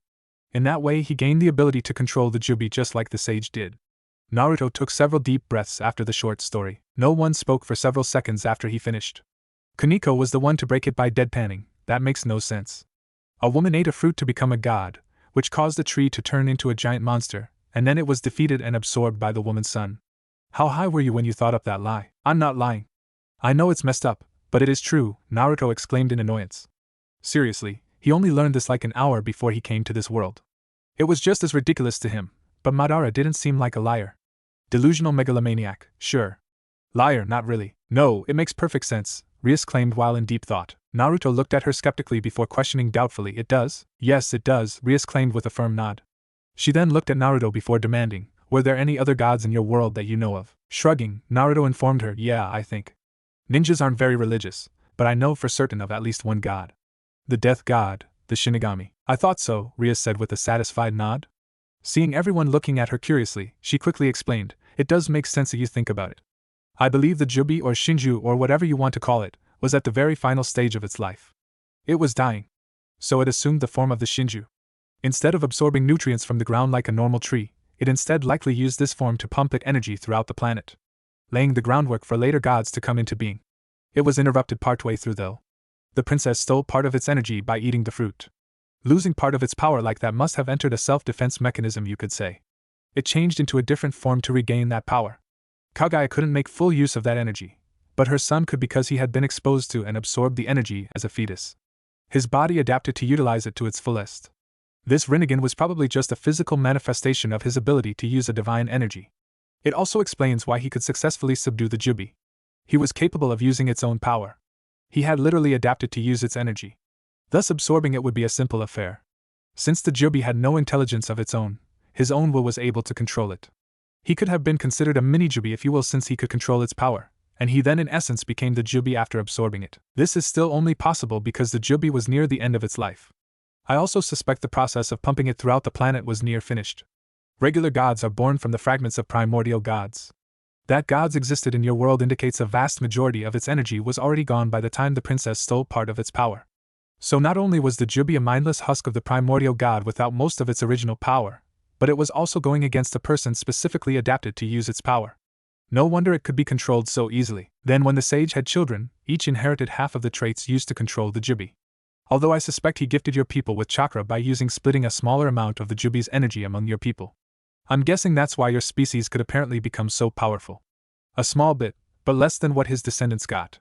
Once the two halves of the traits his descendants gained were reunited, in this Madara person, he gained the exact same ability to control the Jubi. Once again. A sentient being adapted to use its chakra going up against a mindless husk with power but no control or will. The result is obvious. The sentient being will absorb and gain control of the husk's power. Akeno tilted her head as she considered that. She then nodded and commented, that makes sense. Really, because I didn't get half of that, Naruto admitted as his sweat dropped. Naruto might be intelligent in a fight, but things like that just go right over his head. He did get one thing though. Leaning forward slightly, Naruto questioned nervously, are you telling me that the most terrifyingly powerful creature I've ever met, a being with energy levels beyond human comprehension, was a senile old man on his deathbed? A rather tactless way of putting it, but yes. Basically, primordial gods are beyond comprehension for even regular gods. The concept of a human, adapted to it or not, being able to contain and use its whole power is impossible. A very small portion might just be possible though. A sliver basically. That small portion would still be enough to raise even a human to heights possibly surpassing even regular gods though.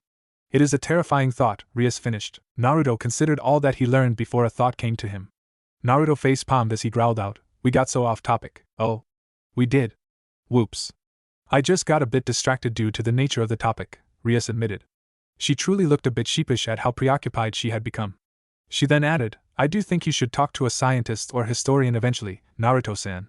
You currently know more about primordial gods than anyone in this dimension. Yeah? I'll do it eventually.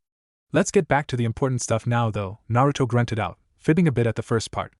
All this conversation had given him was a headache, so he'd avoid talking about it again like he would a plague. Akeno chuckled slightly before commenting, I believe you were talking to us about what happened during the war. Nodding, Naruto explained, I think that's right. Anyways, the Shinobi Alliance had hoped to prevent Madara from absorbing the Jubi entirely, but we failed in that aspect. We still fought him, but it was horrible. Madara had been more powerful than anyone had ever even believed possible before, but with the Jubi he was practically a god. We were getting smacked around like children. He just kept dropping meteors on our heads. How do you fight that? Seriously, sweat dropping as Naruto started to freak out from the memories, Rias eventually interrupted, Naruto. Can you get back to the story? Rubbing the back of his neck in embarrassment, Naruto replied sheepishly, sorry. Bad memories, hee. Growing serious, Naruto then continued, one good thing did happen though. Apparently the concentration of power Madara was putting out by doing his best to drop the sky on our heads was enough to tear the dimensional fabric. A tear just appeared in the air behind him. I knew we could never beat him conventionally, so I decided to do something stupid and insane enough to work. So I put everything I had and just tackled him into the tear. It closed up right behind us. So that is how you ended up here, Yuto commented. Yeah, but it was not nearly so easy as it sounds. Dimensional travel is probably the most dangerous thing you can ever imagine, Naruto told him while shivering at the memory. Akeno quickly retorted, but it is possible to travel between dimensions. Devils travel between Earth and the underworld all the time. Trust me, that is a whole different method, Naruto stated with a frown on his face. He then clarified, the tear Madara caused was simply a result of how much power he was putting out. He wasn't trying to do it. Completely different from purposefully initiating dimensional travel. Think of the two like conducting heart surgery. Proper dimensional travel is like proper heart surgery. You have a surgeon, scalpels, medicine, assistants, and done over 10 hours. Clean and precise. What happened to me is more like someone shoving their hand in a person's chest, ripping out their still beating heart, and then shoving another heart into the hole. The very concept of it working is ridiculous. Yet here you are, Koneko pointed out while taking bites out of a snack. Trust me, it was a miracle, Naruto grunted out before elaborating. It felt like every cell in my body was being shredded. Madara, the guy that was for all intents and purposes a god, died after just a second. I was between worlds for 4 seconds, then how are you alive? Rias quickly demanded. The remnants of the Biju's wills, oh yeah. You don't know about the Biju. Let's just say that the Jubi decided to try and save me. It managed to wrestle control from Madara for just a few seconds. It used its energy to regenerate any damage I was receiving. Madara was left out to dry though, and died. The energy eventually dissipated in a few seconds after Madara died, but it bought me the time I needed. I was only exposed for half a second before I ended up dropping into this world, and even then the person who saved me said I resembled a pile of shredded meat and bones more than a human. She says I had maybe 2 seconds before I died if she hadn't put me in a stasis to preserve my life force. So we have finally come to this point. Who is this mysterious savior of yours? Naruto scratched his cheek before announcing, yeah, sorry about not telling you before. She told me her real name is Celine, but apparently she is known by something else. Lady of the Water or something.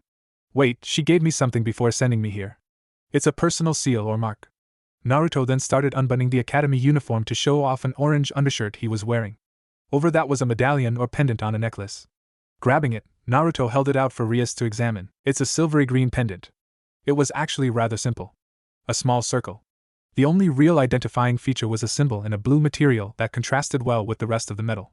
Simple, but elegant. It also had a sense of power to it. Rias immediately confirmed, that's the symbol of the Lady of the Lake. The aura around it also indicates she likely enchanted it. For what purpose I don't know. Maybe as an energy signature, since the symbol could be copied. This way any god or powerful being that had met her could recognize this as a sign from her, the Lady of the Lake. Like from Arthurian legends, Yuto asked in interest. He then added, the spirit that supposedly presented King Arthur with Excalibur. To Naruto, Yuto seemed a little too interested, although he wasn't sure what to make of it. Rias quickly announced with a small frown on her face, she's much more than that. That is just the most popular story including her, and even those stories are heavily distorted. She's usually classified as a demigod, although she is more technically a full god. She simply hasn't ever acted in a way to facilitate worship of her like most gods. Since the overall strength of a god is directly connected to the amount of worshippers they have and the prayers they receive, this means she is one of the weakest gods overall. She does have several unique and powerful abilities though. She is said to have the power of prophecy, or the ability to see the future. She is also said to be able to confer powerful enchantments or blessings. The latter is the true way she interacted with the legendary King Arthur. She supposedly blessed him when he was young. Later versions simply switched what she gave him from a blessing to Excalibur. Yep, pretty sure that's her, Naruto declared calmly while shrugging nonchalantly. The group's sweat dropped at his attitude. Rias eventually commented, why are you so calm about this? The Lady of the Lake is a god. A secretive one that only appears during times of great change, and interacting with individuals of incredible importance and potential. I just don't get why you guys are freaking out. Yeah, she's hot totally, amazingly, unbelievably hot, but god or not, she's not a whole lot different from anyone else I've met. I'm more thankful of her for saving my life than I am in awe of her, Naruto claimed, still relaxed about everything. Leaning forward, he continued, anyways. Apparently I appeared just above a lake in northern Russia. She, and probably every god or being with great power, felt the disturbance. When I fell in the lake, it allowed Celine to transport me to her own little pocket dimension that exists in all lakes. She then put me in stasis when she saw my condition, and she spent the last 3 decades healing me up. 3 decades? Rias asked in shock. Naruto nodded before explaining to the disbelieving group, yep. Specifically, 32 years. That's how long it took her to heal me. Apparently well over 90% of my cells were shredded completely. It would have been instant death if I didn't have such a powerful life force. It allowed for my life force to remain for a few seconds even after my body was for all intents and purposes dead. The stasis she placed me in then preserved it as she healed my body. It is also the reason I didn't age during that time. Naruto then let out a depressed sigh before informing the group, that's also why I am in such a weak state. My chakra circulatory system was destroyed. One of the reasons it took so long to heal me was the pure difficulty she had in recreating it. Apparently humans don't have them here. She couldn't finish either. She managed to recreate it, but in an undeveloped state more suitable for a beginning academy student. She could have brought it up to the state it was before I came here, but she estimates it would have taken her 12 to 14 years. She didn't have that amount of time since I apparently had to come here during this year, so I'm stuck rebuilding my chakra reserves the old-fashioned way. Why did you have to come here? I'm grateful you did, since I'm in a bind where I need as much help as I can get, but I just don't see why she sent you here, Rias pointed out, her natural curiosity showing. Hell if I know, Naruto answered with a mystified shrug. Seeing Rias, and everyone else, wasn't happy with the answer, he groaned before telling her while trying to think, I'm sorry, but Celine never talked about stuff like that. Not to mention she enjoyed speaking in riddles if I asked. I do know that my entrance into the world sent out ripples, for a lack of a better term. Celine is capable of seeing into the future, and no doubt sensed how the future altered when I arrived here. I'm guessing something bad, since it prompted her to spend the next 3 decades healing me. I assume that something important is going to happen to you, or around you, that can have massive consequences. She once admitted my presence, altered the reincarnation process of a select number of sacred gear. So basically something bad happened because I entered this world, and thus she sent me to try and fix it. Reincarnation of sacred gears? Rias muttered to herself as she thought about that. She knew all the pieces were there. She just had to put them together.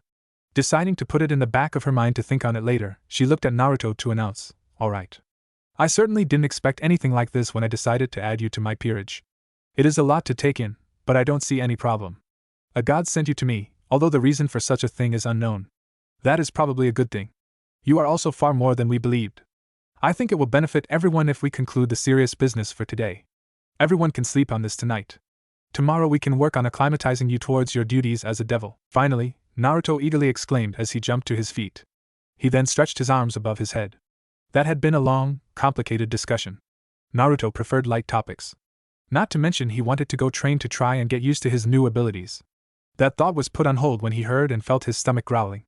Grabbing it, he then claimed in a weak voice, "I need food, preferably ramen." That is actually a good idea. Even if we keep it lighthearted, eating together will be a good way to bond as a group, Rias declared in thought. Naruto reacted by grinning widely and proclaiming loudly, "Awesome. I know this awesome ramen place. They also sell other stuff. Don't know why. Ramen is the food of the gods. Everything else is just a downgrade." Choosing to ignore Naruto's extra comments, Rias turned to the other members of her peerage and questioned, "Is that okay with you guys?" They all thought for a moment before replying in their own ways. "It would be nice to get to know Uzumaki-san better. I guess if I must, it would be a pleasure." "Ufufu, I call the seat next to Uzumaki-kun." "Hell no, sadist." 5-foot distance. Rias sighed as the group left the room, Akeno starting to chase the pale and sweating Naruto. Why does she have the feeling that Naruto is going to really complicate things from now on? Oh well. At least she got a silly new brother. With that thought, Rias followed the group out the door. "Naruto-kun. It's time to wake up." "He's not waking, sloth." "Ufufu, I can shock him awake." "I'm awake," Naruto exclaimed at that, still half asleep. He was not going to let someone shock him. He then wondered what was happening, since he had literally only woken up to avoid being shocked. He popped his head out from the blanket he was bundled in to look around blearily. He was in his room. It was rather Spartan overall, the main feature being his massive bed. He didn't spend much time there besides to sleep. The sun was shining through the window, and his clock said it was 9 in the morning. The most important thing was that the entire occult research club was in his room. Blinking at them, Naruto finally just shrugged and went back into his blanket cocoon. He then tried to go back to sleep. Wait, what? The fact that 4 people were in his room finally registered to him. Letting out a shocked cry, Naruto tried to jump to his feet in an alert stance. Tried because he forgot his body was thoroughly wrapped up in his blanket. With the blanket constricting his movements, Naruto ended up tumbling off his bed in a heap. Engaging in a short wrestling match with his blanket, which he swore was fighting back, Naruto finally managed to free himself. He then sprang to his feet and pointed at the amused members of the occult club before demanding, "What the hell? How'd you get into my room?" Rias chuckled at him, panicked before answering, "Well, you told us your home address yesterday. We came here, but we couldn't seem to get in. So we had no choice but to teleport to you directly." Naruto blinked at her blankly as he absorbed that information. He then questioned bluntly, "Okay, but why were you looking for me? It's Sunday. A free day, maybe for school, but not for us. As a devil you now have responsibilities. I figured today was just as good a time as any as to familiarize yourself with those duties," Rias told him. She then added, "I figured I could have you spar with Koneko, Yuto, and Akeno. To find out your abilities and everything. We really don't know anything about you after all. I told you a lot yesterday. Don't you believe me?" Naruto pointed out with a raised eyebrow. "I didn't mean that. While your story is pretty unbelievable, I think you are telling the truth. Your story is just too outlandish and detailed to be a flat-out lie. Not everyone will believe you so easily, of course, but that doesn't really matter right now," Rias informed him calmly before adding, "Your story did also rather clearly lack much information on yourself." Naruto scratched the back of his neck as he commented sheepishly, "So you noticed that?" "Yes. I realized it when I was going to sleep," Rias claimed in an unamused voice. Naruto sighed before explaining, "Sorry, but did you really expect me to tell you my entire life story? I only really joined your peerage because Celine wanted me to, and I owed her. Plus, that stuff is in the past. There's no going back. I just don't much enjoy the idea of not knowing a member of my peerage," Rias maintained stubbornly. "We'll get to know each other. You can't force things like this. No offense, but I don't really trust you guys yet. It isn't anything about you, but I just don't know any of you any more than you know me. That will change over time. For now we should just focus on becoming friends," Naruto professed awkwardly to the group. Telling a group you are now part of that you don't trust them is not an easy task. "That is actually rather reasonable," Rias hesitantly admitted. She soon straightened though as she added, "Either way. You are part of my peerage, so there are some things I need to know. Your abilities specifically. You never told me much before besides that you are more of a reckless fighter. You even admitted that you are in a weakened state as well. With your Rook enhancements being so new, it will benefit all of us to get a full measure of your battle prowess." "I guess that makes sense. Just let me get dressed," Naruto replied in acceptance. "Sure, but I got to ask. What is with that tattoo on your stomach? It doesn't look normal," Rias asked curiously. Naruto looked down to see that he had subconsciously started to circulate chakra through his system. This had allowed the Hack no Fuin Shiki, 8 trigram seal, to appear on his navel. He had been surprised to find out he still had it after having his body destroyed and put back together. It didn't even hold anything anymore. Apparently Naruto had been so damaged when he arrived here that traditional healing methods wouldn't work. To heal him would require immensely complicated and dangerous healing spells that even Celine was reluctant to do. Instead, she had apparently resorted to a time manipulation spell. She didn't heal him so much as reverse the damage he took entirely. It was a very slow process, but it left Naruto in the exact condition he had been before tackling Madara through the dimensional tear. Even all the seals Naruto had on his body were restored. The only reason his chakra network wasn't healed was due to his own chakra interfering in the process. To heal that required Celine to resort to those difficult and risky healing methods he mentioned before. Another reason she had stopped after managing to recreate his chakra system on the basic level. To try and heal it further was simply too dangerous and difficult. That's just a seal. Fuinjutsu, Naruto informed them nonchalantly before adding while showing the insides of his wrists, where 2 tiny seals were. Personal storage seals Jiraiya had applied during his training trip. They hurt like a bitch to apply. Naruto punched Jiraiya in the face for revenge. Naruto quickly finished, I have a few. Yuto was the one to ask, what's Fuinjutsu? The art of sealing, Naruto replied simply before gesturing to his window. The window had several seals inscribed on the inside. He then clarified, in simple terms, Fuinjutsu is a way to mold and shape chakra through the use of writing. A master can accomplish anything with it. I'm not at that level, but I am adept enough to have placed many different levels of protection on my house, although it matters little since you proved you can just teleport inside. I doubt even a master could come up with a way to prevent that. At least not without years of effort. Jiraiya had taught Naruto Fuinjutsu during the training trip. Naruto just hadn't ever really used it. He preferred big ninjutsu techniques to sitting still and writing. That had changed after coming here. With Naruto's reduced chakra capacity, Fuinjutsu was a lifesaver. He wasn't a master, but he's still an expert. The only difference between a master and expert is years of experience. Rias looked closer at the seals on the window as she commented, that sounds useful. Like a different style of rune symbols. We'll have to explore this later, but for now we should just focus on your physical capabilities. Alright. We can get to that as soon as I get dressed. Unless any of you guys want me to explain something else first, Naruto asked Riley. Since they woke him up, he was in his sleeping attire. Boxers. Naruto wasn't exactly shy, either were they, since they didn't seem to care either, but having to hold an entire conversation in his boxers was starting to wear on him. Akeno took this opportunity to remark in a teasing voice, ramen-themed boxers? Really? Naruto just shook his head as he headed towards his closet. On the way he retorted in a sly tone, please. You're just jealous you don't have sexy underwear like this, Ms. Granny Panties. Granny Panties? Akeno repeated in an honestly offended tone. She quickly countered by saying indignantly, I'll have you know I only buy top-of-the-line lingerie. Stuff so sexy she was cut off by Rias placing a hand over her mouth. Not right now, Akeno, Rias ordered with a sigh. Good. Now can you all leave while I change? I'm going to do it even if you stay, but just a warning. If you don't want to see a bit more of me than usual, the hallway awaits, Naruto told them as he opened his closet. The group seemed overall amused by his attitude towards changing in front of them, but filed out regardless. They waited in the hallway for a minute as he changed. The door opened to reveal him. Naruto had decided to wear something different compared to the other members of the occult club, who were all wearing the Kuoh Academy uniform. He was wearing some white, special order sandals. He was also donning white cargo pants, and a tight, orange sleeveless shirt. Around his head he was tying a white cloth to hold back the hair he hadn't bothered cutting for a while. These were his workout clothes, all of them practical clothes that were reinforced with seals. Not quite to the level of ninja wear, but decent enough to fight and train in. Naruto quickly asked the group, do you guys have any area in particular you want to do the spar? Not really.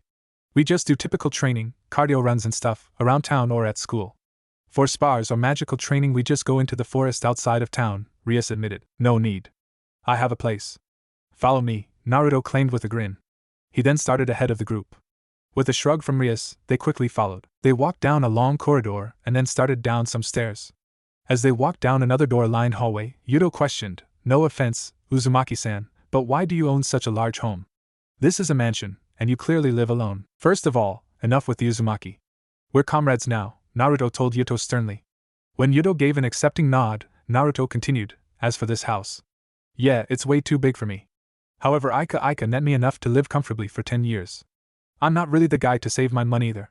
So I really just had so much money I had no idea what to do with it. You bought a mansion because you could, Yuto commented with a sweat drop. Idiot, Koneko muttered blankly. Ignoring Kaneko's insult, Naruto shrugged before admitting, kind of, but I did buy this place for a reason. We're just about to enter it. He said this as they walked down a good number of concrete stairs. Reaching a door, Naruto threw it open while gesturing grandiosely, behold. Wow, Rias muttered in shock before finishing, this is a massive basement. Naruto nodded with a grin as he explained to the group, the rich guy that built this place 20 years ago wanted an Olympic-sized swimming pool at his house. He couldn't get the land to put one though. Since he couldn't expand outwards, he went down. Building this massive basement, he then built the house on top. The pool was then placed here. I really wanted a place to train without worrying about collateral damage or being seen. I had to fill in the pool and replace the tiles with regular concrete. Cost a pretty penny, especially considering how much this place cost, but I had the cash available.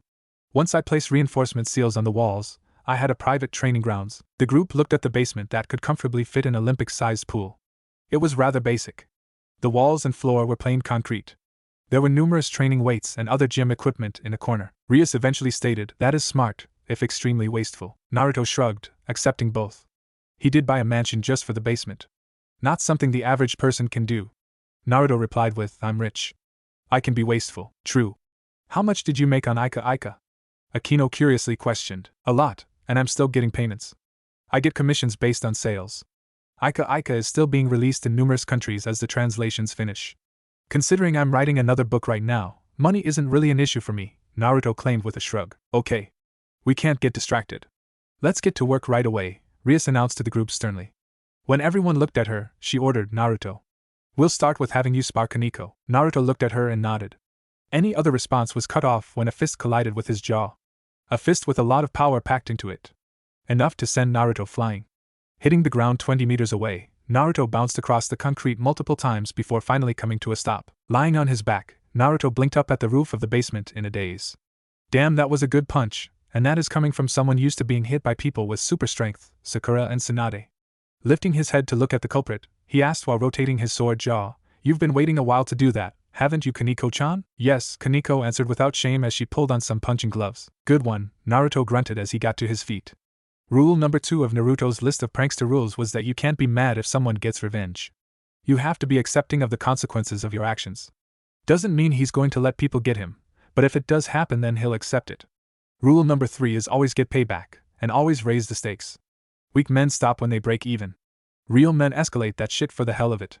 So Naruto cracked his neck before saying with an eager grin, "Looks like that has some claws." Kaneko's eyes narrowed, and she shot towards him without saying anything. Naruto stood there without moving, a wide grin on his face. He didn't even move when she shot a punch towards his face, letting it connect without dropping his smile. Unlike the last time though, this time he rolled with it to create a spin. Circling around behind her, Naruto then put all the force of the swing into his open palm slap, which landed right on Kaneko's cute little ass. "Naya!" Koneko yelped/squealed out at the action. Stumbling when she landed, she fell to her knees as her hands fell back to hold her stinging cheek. Naruto stood there grinning. What he was hiding was the intense pain he was feeling in his hand. Holy crap! Koneko takes the idea of a firm behind to a ridiculous level, likely because she is a rook.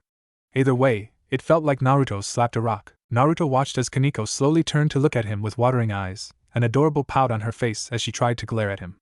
Naruto opened his mouth to speak, but nothing came out. After a few seconds he admitted with a shrug, "Okay, I got no joke for that. I'm not that clever." "Sue me, pervert senpai," Koneko growled out as she stood up, trying to be intimidating. Naruto just found it adorable. She then finished as she jumped at him again, "You're the worst." This time she came at Naruto smart. Not to mention with an abundance of killing intent. Okay, maybe he had pushed a bit too far now. It's just starting to get fun. Darting in when he felt he saw an opportunity, Naruto lashed out with a roundhouse kick at Koneko. Koneko defended by holding her arms in front of her in a guard. The kick landed heavily against her forearms. Despite the block, the attack had enough force to send the petite devil flying through the air. The short flight ended when her back connected with the wall, a nasty crack sounding out from the impact. Koneko fell to the ground, but then showed her rook durability by standing with almost no sign of injury at the attack, which caused Naruto to sigh. The spar had been going on for quite a while by this point. While Koneko had attacked him furiously at the beginning, Naruto turned it around after her anger faded slightly from the few hits she managed to land on him. No offense to Koneko, but she couldn't quite match him in hand-to-hand combat. She didn't give up though. Instead she started fighting defensively, fighting in such a way to prevent him from landing an attack cleanly. She always made sure to block it or deflect most of the power behind it. Her rook toughness took care of the rest. She might be rather worn out, but the only real difference since the start of the spar was in her uniform. That was a mess by this point, multiple holes and tears showing her bra and panties. Not quite what Naruto was looking for. Naruto decided not to let up and rushed her. Throwing a quick barrage of punches, Koneko reacted by using her small size to slip through the worst of it. Dropping to the ground, Naruto threw a sweep kick. Koneko jumped into the air to avoid it, exactly what Naruto wanted.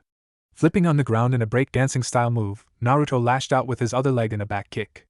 Koneko crossed her arms to clock the sole of his foot, but the power lifted her into the air. Naruto once again used a break-dancing move to spin to his feet, intending to take advantage of Koneko when she was in the air. Instead, he found himself staring down her fist. Crap! Naruto forgot about the whole devil wings thing. She used them to maneuver herself in midair, attacking when he figured she was helpless. The surprise was enough for Naruto not be able to dodge her punch, the resulting impact creating a loud collision sound. Naruto was relatively unaffected though, having turned his head with the punch. The Rook's enhanced durability also helped. Before Koneko could pull her arm back, Naruto gripped it in his hands. Turning his body, Naruto threw the petite girl at the nearest wall. The momentum made it so that she couldn't change her flight projection with her wings. She did manage to position her body to land feet first. Hitting the wall hard, she looked towards Naruto. This time it was her that found herself staring down a punch. Naruto had immediately followed after throwing her, knowing she would recover. Too late to dodge completely, Koneko only managed to angle her body so that his punch clipped her shoulder. It was still enough to send her spinning, but was successful at deflecting the majority of the force in the punch. It instead crashed into the wall, cracking the reinforced concrete. Koneko managed to straighten her spin to land on her feet, proving her nature as a cat-like being. Naruto got back into a fighting stance, holding in his scream of pain at punching the wall like that. Naruto shot forward again, intent on pressuring Koneko till she made a mistake or just plain got exhausted. On the sidelines, the other 3 members of the occult club were watching attentively. Akeno broke the silence by stating, "Naruto-kun is rather impressive. He's got Koneko on the run, even if he can't finish her." I agree. It is also rather clear how the two are different despite them both being rooks. Naruto has far more offensive power than Koneko, while Kaneko's durability is her advantage. Her natural evasive abilities and small size also allow her to prevent any strikes that could potentially overcome her defensive power from landing cleanly. This makes it extremely difficult to finish her. So she is best suited for a defensive duty or stalling opponents. Her weakness would be widespread, heavy-duty spells. She can't dodge, but they still pack enough power to put her down. Naruto's aggressive mindset, vicious offensive power, and relentless stamina make him an ideal frontline fighter or shock trooper. His weakness is less clear. Probably a likelihood to fall into traps or ambushes. Both rooks, but near complete opposites, Rias commented analytically, her eyes not leaving the spar. Yuto nodded before adding, "True. I am somewhat confused on Naruto's fighting style though. It is rather wild would be the word I'd use." "I understand what you mean. He basically said he was a soldier yesterday, so you'd think he'd be a rather disciplined fighter." "I wonder if Naruto-kun lied to us," Akeno replied, ending in a voice that showed she wasn't pleased with the idea. "I really don't think so, Akeno. Just because he isn't a controlled fighter doesn't mean he isn't a soldier," Rias retorted quickly. "If you say so, Bucho," Akeno replied with a giggle. "I think you both are misunderstanding my words," Yuto interrupted calmly. Directing their attention back to the spar, he elaborated, "True, he isn't using a rigid or disciplined fighting style. Even I can tell that. It appears there are holes in his stance, and that he has no real set attack pattern. That doesn't mean it is bad though. Whenever Koneko tries to take advantage of those holes in his defense, he reacts instantly. Like he is expecting her. His rather crazy methods of attacks are also very effective at catching Koneko by surprise. It doesn't quite look purposeful though. Not deceptive. More like it is malleable. Experienced. He has so much experience at fighting, he doesn't need a style. Everything Koneko has done, he's been ready to counter. If you took away their devil abilities and rook attributes, I'd say Koneko wouldn't stand a chance against Naruto. As it is, he's still raw and inexperienced as a devil and rook. Koneko inherently has the advantage right now. An advantage that is dwindling as this spar continues." Rias nodded in understanding. Yuto's words are proving true. Koneko is finding fewer and fewer opportunities to try and counter Naruto as the spar continues. Not to mention Koneko was starting to tire. Naruto's stamina really is impressive. He's still going strong. Grinning, Rias declared happily, "This is perfect." Seeing both her peerage members look at her, she explained, "It is clear that Naruto is an experienced fighter. He also claims to have fought in a war. That is exactly what we need. Riser has already participated in a number of raiding games. He's experienced. We aren't. That's a major disadvantage for us, but Naruto might be able to mitigate it somewhat." Yuto and Akeno both nodded, understanding her argument. Real-life experience is always better than theory. Having a person on their side with plenty of fighting experience to guide them and give them advice against Riser could prove extremely useful. Deciding the spar had gone on long enough, Rias clapped to draw their attention before announcing, "Okay, that is enough." Naruto and Koneko immediately stopped their match. Naruto quickly started rolling his shoulders with a wide grin on his face.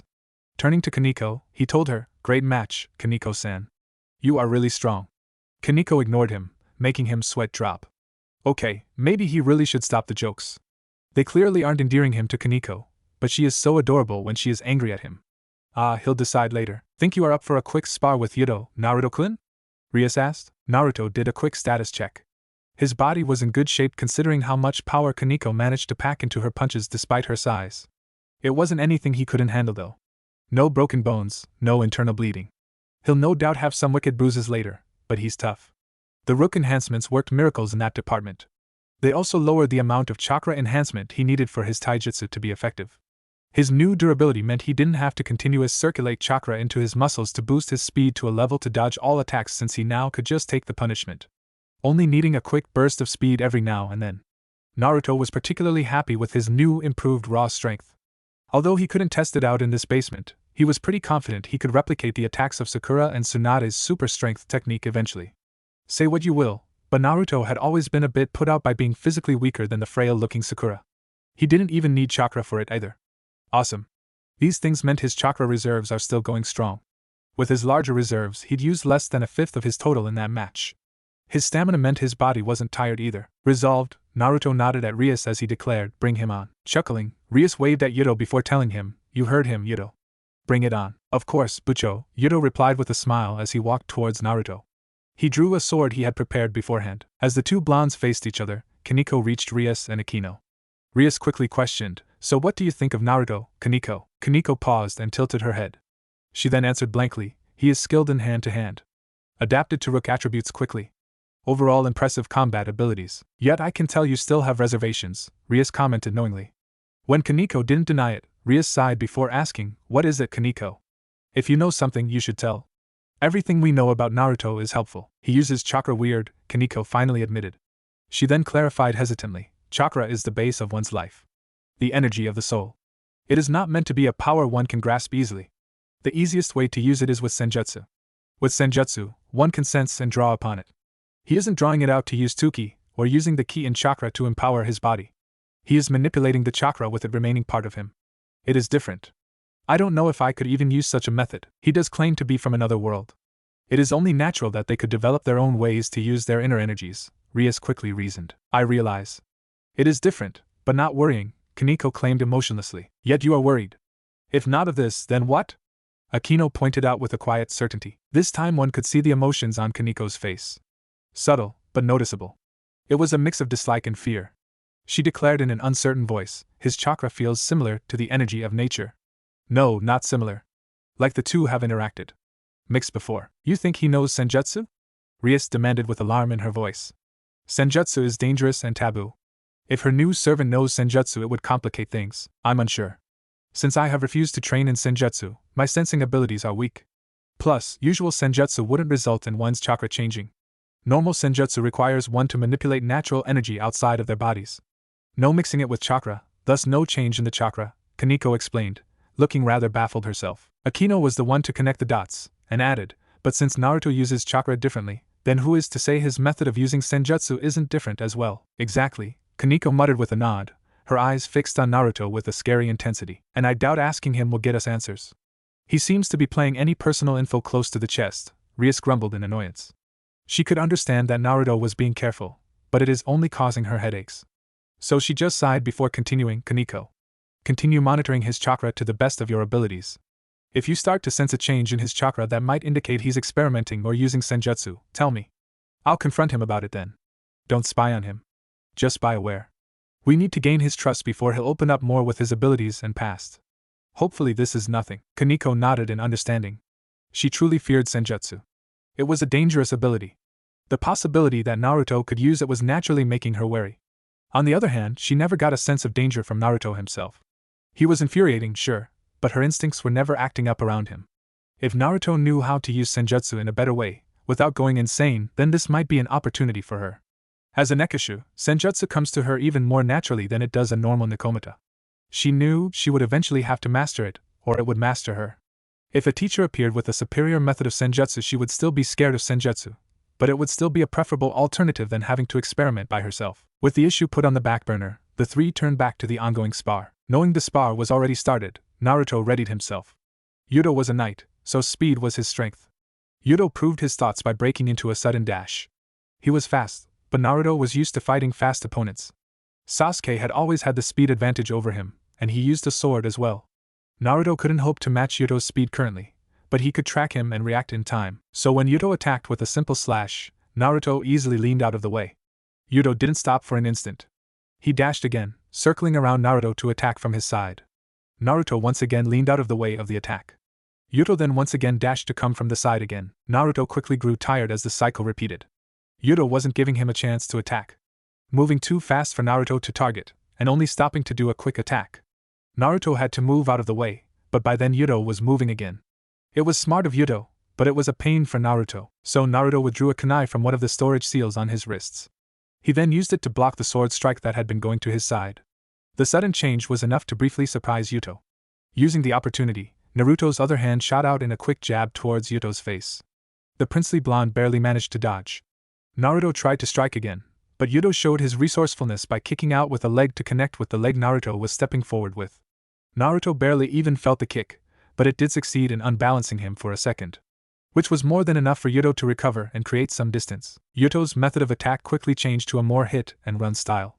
Instead of running around Naruto, he darted in and out, each time unleashing a quick combination of sword strikes before leaving once Naruto looked about to retaliate. This time Naruto stayed calm. He had to be to ensure Yuto didn't manage to sneak in a strike. A single mistake when fighting a sword-wielding opponent could be fatal. Naruto knew that from his fights with Sasuke. His Rook durability might be able to deflect a shot, but Naruto really wasn't in the mood to test that theory. Much rather not get stabbed or slashed in any way, so he stayed calm and defended as he analyzed Yuto's sword style. Yuto was skilled with the sword. He obviously had a good teacher. A style meant there was a pattern though. Yuto was skilled, but obviously lacked the pure experience necessary to adjust his style on the fly. Getting his rhythm down would enable Naruto to counterattack. As soon as he got it down, Naruto acted. When Yuto came in with a downward slash, Naruto rose his kunai to block it. Simultaneously, Naruto's other hand shot out in a hook at Yuto's face. Yuto predictably leaned out of the way, but Naruto's hook had been wide enough that he lost his balance in the process. With Yuto's base unstable, thus preventing him from dodging, Naruto dropped for a sweep kick. Yuto tried a quick slash to distract Naruto, but it was for naught as Naruto's kunai once again blocked it as his legs swept Yuto's legs out from under him. Naruto's other leg then shot out in a mule kick towards Yuto's chest. Yuto had to use his sword to block the attack. The sword snapped under the force of Naruto's kick, but the force it took to break it was enough to push Yuto out of the way before the kick hit him. Yuto rolled with the momentum to regain his feet. He then looked at his broken sword. Straightening, Naruto taunted with a grin. "Looks like you are out of weapon, Yuto-san." "Not at all," Yuto replied with his usual polite smile. He then easily threw away the broken sword before continuing, "This just means I can go all out." Naruto was confused, but got ready. Whatever Yuto was going to do was stopped prematurely when Rias announced, "Okay, that's enough, you two." "I got enough." "What?" "We were only sparring for like 3 minutes, Naruto exclaimed in annoyance. Even Yuto didn't look all that happy for the spar to end. "You can spar another time. I simply wanted to see how you would react to fighting someone with a significant speed advantage over yourself," Rias told them firmly. Naruto sighed at her explanation before telling her in resignation, "Fine, but you could have just asked. There are usual ways to fight someone faster than yourself. Fight defensively. Minimize your movement. Look for patterns.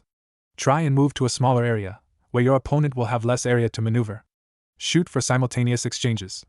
Target their legs or disrupt their footing. Pretty standard stuff. Intelligent guidelines, but I still was able to find out much more from watching you do that stuff than just hearing you say that stuff," Rias immediately retorted. "Guess that makes sense," Naruto reluctantly granted. Turning back to Yuto, Naruto continued with a grin, "Nice spar, Yuto-san. You're good. We'll need to do this agi fuck. My kunai." Naruto's attitude abruptly changed when he caught sight of the weapon he had used to block Yuto's sword. The edge was chipped to the point that it was useless to Naruto. Naruto quickly exclaimed in annoyance, "This sucks ass. I've only got 8 of these left. 7 now." Naruto had basically forgotten the 2 storage seals on his wrist before coming here. He'd only had a dozen kunai in one when he arrived, and they weren't the highest quality kunai. 4 had broken from his training over these months. To see another one bite the dust was a bitter pill to swallow. He didn't need them, but they were some of the few mementos he had left from his original world. Yuto didn't quite understand why Naruto was upset about the loss of a little knife, but it was clearly important to him on some level. So he smiled apologetically before saying, "Sorry. I didn't realize. My demonic swords will damage most human-made weapons." "It's okay," Naruto replied sadly. Naruto then quickly shook his head like a dog to rid himself of the feeling. Feeling sad just wasn't him. Forcing himself to feel upbeat, Naruto turned to Rias and asked, "What's next, Rias-chan?" Rias answered with a smirk, "Now I need to see how you would fight against a spell user." Yuto immediately chuckled as he understood. Naruto was left confused until he heard a soft voice. Era, looks like it is my turn. Let's have fun, Naruto-kun. Yufufu. Naruto paled. Looking at Rias, he looked at her with a face begging for help. She just chuckled in amusement before walking towards the sidelines. Like a man facing his death, Naruto turned around in grim acceptance to face the smiling Akeno. It didn't matter if she was hot. At that moment Naruto was looking the Shinigami in the face. Giving one last attempt to stop this, Naruto asked in desperation, what happened to the 5-foot rule? Yufufu, Akeno giggled out, not comforting Naruto at all. She then lifted a hand, which started sparking dangerously. She then informed him with her inner sadist starting to peek out, you seem to be operating under a false assumption, Naruto-kun. I don't need to get within 5 feet of you to hurt you, and that's all that matters to me. Naruto immediately groaned out, I'm screwed, aren't gay. Akeno cut him off by shooting a bolt of lightning at him, which was a pretty good answer as well. 10 minutes later Rias called a stop to the spar. On one side stood Naruto. Considering he had spent 10 minutes sparring a sadist trying to fry his ass with lightning, he was looking pretty good. He was rather singed and burned from a few close calls, and his hair was sticking up even more than usual due to all the static. Still, he was alive and not suffering nerve damage from electric shocks. That was enough for him. The biggest issue was that he was breathing heavily, and looked tired. The first due to all the screaming and panicking he had been doing. The second due to his nearly exhausted chakra reserves.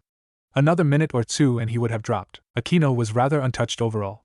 However, it was clear by her face that she was fuming and disappointed regardless of her untouched state. The spar had clearly not pleased her. Rias, Yuto, and Koneko were all showing various levels of bewilderment and amusement. The reason was clear.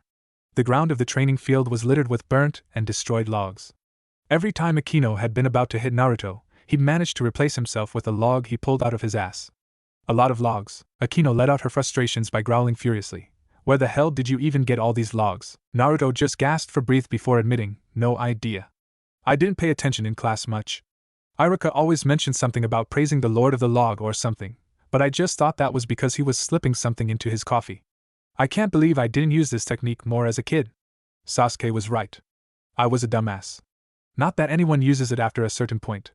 Either way, I'm ready to start praising the Lord of the Log, TSK. What a shame. I lost my chance. I'm sure your cries of pain would have been so beautiful, Akeno muttered in dejection. I hate sadists so much, Naruto cried out from her words. Okay, that's enough, Rias told them while clapping her hands to gather their attention. Looking at Naruto, she continued, so you clearly have some interesting abilities. That switching thing is clearly useful at evasion. That you didn't attack Akeno indicates you don't have any ranged attacks. Am I right? Yeah. I can recreate several low-powered wind techniques with my current reserves, but it will take some time and practice. For now I'm stuck at short range, Naruto replied with no shame over his current limitations. Emphasis on current. Wind, huh? That could be useful, Rias muttered in thought. Looking at him, she then asked, do you currently know any other techniques? Nodding, Naruto told her yep. 2. A third seems to not work on devils. Will you show us? Rias asked. She usually would have ordered him to, but she was trying to get him to trust her. Sure, Naruto replied easily. These were all low-level techniques, so it didn't matter much. He quickly started explaining, that was the replacement technique. As you saw and the name implies, it allows me to replace myself with something of roughly equal mass. Usually a log. He then ran through a few hand seals before being engulfed in a puff of smoke. It cleared to show that he had turned into a perfect Kuoh of Rias. He then explained to the Stun Club members, this is the transformation technique. This is an illusion. I have a better version where I physically transform, but my current chakra reserves don't allow me to use it. Poofing back to himself, he then ran through a few more hand seals. This time he seemed to disappear. Those present could see the slight bending around him with their advanced eyesight. Even they would admit that is probably only because they knew exactly where he was. As he was invisible, Naruto explained, and this is the transparent escape technique. It bends light around the user to turn me invisible. I have still not perfected this technique. I couldn't use it before due to lack of control, and recreated it just from memory. It's good when I'm still, but when I start moving the group watching all flinched when a sudden bright light invaded their eyeballs. Naruto quickly told them as he let the technique fall, I'm still not familiar enough with bending the light properly. When I move it bends wrong and causes flashes of light like that. Not exactly stealthy, Rias nodded as her eyes recovered. She then commented in a gleefully, they each have their issues, but are certainly useful. For infiltration, stealth, and battle. Naruto accepted the compliment with a nod, but it was clear by his heavy breathing and sweat on his forehead that he was tired. He quickly stated, I hope that's it for today. I used a lot of chakra in the spar with the sadist, and I'm now running on empty from those techniques. It's not the end for today, but don't worry. The rest will be relatively boring in comparison, Rias reassured him calmly. She then announced, "We should go back to the clubroom. We can teleport there. Think I can shower and eat first?" "You guys did sort of drag me out of bed," Naruto requested in exasperation. He had worked up a sweat, not to mention he was slightly burned from Akeno's lightning. A shower would be nice. Getting some food in his stomach will help him recover his lost chakra as well. "Oh, sorry. I forgot," Rias said with a slight blush and a sheepish expression. Turning to the rest of the club, she told them, "You guys head back first. I'll stay back here with Naruto-kun to teleport him there when he's showered. Akeno, prepare some breakfast once you get there. I think all of us could have a bite to eat." They nodded before stepping away. Koneko and Yuto stepped close to Akeno, who closed her eyes and concentrated. A bright red, magic circle formed on the ground beneath them. Naruto watched in interest as another formed above them. The top one then lowered, and the three disappeared as it passed over their bodies. When the two circles lined up, they disappeared in a bright flash to show the three completely gone. Naruto wasn't too surprised by the spell. Selene had used similar spells. Even taught him one. Instead he turned to Rias and said, "Let's go upstairs. You can explore or watch TV. Whatever you want. I'll be taking a shower." "Got it," Rias said in acceptance. As the two moved towards the door, Naruto's eyes swept across all the burnt and destroyed logs his match with Akeno had resulted in. He then grunted, "Damn it. I'm the one that has to clean this up too? That's going to suck." 20 minutes later Naruto stepped out of his shower. Wrapping a towel around his waist, he stepped towards the mirror. Wiping of the condensation on it, Naruto took a moment to look at his reflection. His appearance hasn't changed a whole lot since coming here. He'd only been here for a few months after all. His blonde hair had been allowed to grow out a bit, and his whisker marks had faded a bit since he no longer had Kurama in him. Otherwise his face looked the same. He had grown a good 3 inches in height already, something Naruto was glad about and hoped would continue. It also looked to Naruto like he was a bit more cut, although that could just be his ego talking. He had been doing a lot of physical exercise though. Shrugging over his concern for inane things like his appearance, Naruto walked out of the bathroom. Moving to his bedroom, he dropped the towel before grabbing some clothes. Since the rest of the club members were using their school uniforms, Naruto figured he should as well. So he slipped on the black dress pants and the white, long-sleeved, button-up shirt.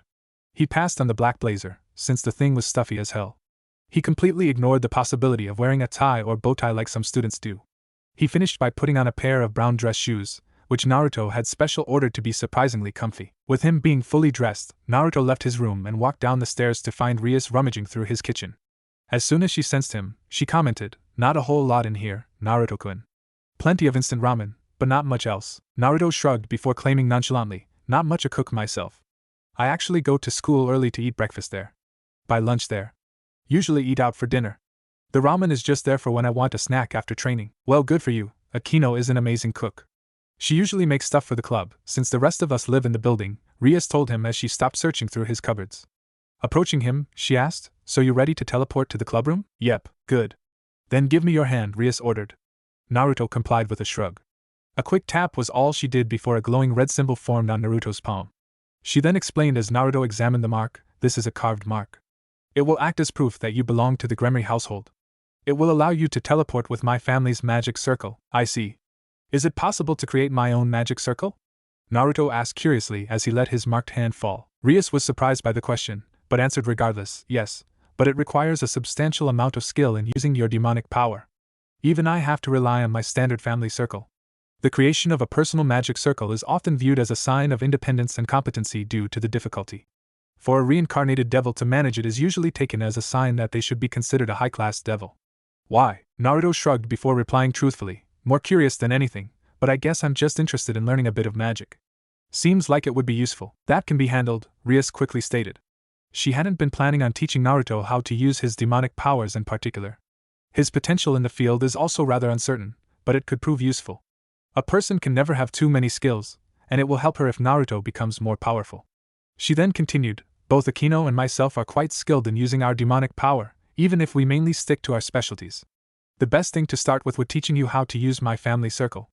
Currently only myself and Akeno can do so, although the main reason Koneko and Yuto can't is due to a lack of necessity than anything. We have a written circle in the clubroom which allows anyone with enough magical power to use it to teleport somewhere from there. This is something we should talk about later though.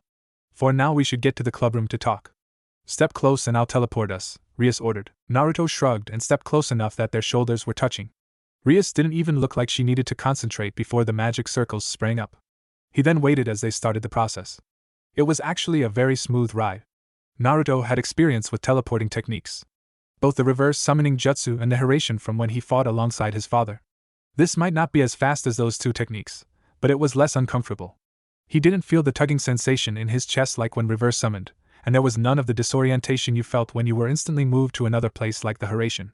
The image of the Occult Research Club's room just started superimposing itself over his vision, and the sight of his kitchen faded in a few seconds to leave him in the clubroom. If he had his eyes closed, he probably wouldn't have even felt the shift. Rias left his side to move behind her desk to sit down. She then told him, "Take a seat, Naruto-kun." Naruto did just that. Both Koneko and Yuto were sitting down, Koneko eating some sweet-smelling snack that was on the table. Naruto took a seat on the empty couch. Right as he got comfortable though, a soft-sounding voice spoke up behind him. "Good to see you've arrived, Naruto-kun." Naruto jumped as his head turned to see that Akeno had somehow managed to creep up behind the couch he was sitting on. Man, she's pretty darn good at suppressing her presence when she wants to. Naturally, Naruto didn't focus on that. He instead focused on the fact that she had gotten within 5 feet of him. So he quickly exclaimed in a panic, 5 foot minimum. Let it be said, spending 10 minutes with Akeno trying to shock him had not helped Naruto overcome his fear of her. Rolling her eyes in amusement, Akeno still stepped back to calm Naruto down. She then gave a melodramatic sigh while lifting a tray of food to show it off. She then declared in a clearly fake sad voice, "That's too bad. I made all this food, but I can't even get close enough to give it to you. Oh well. I guess Bucho and I can split it." "Wait!" Naruto exclaimed uncertainly, his stomach growling. He then demanded, "Why can't you just place it on the little table, you fufu?" "If I did that, then I wouldn't be able to blackmail you to allow me to sit next to you," Akeno stated in a deadpan, apparently dropping the act. Naruto just glared at her with a twitching eyebrow. His eyes then drifted to the tray.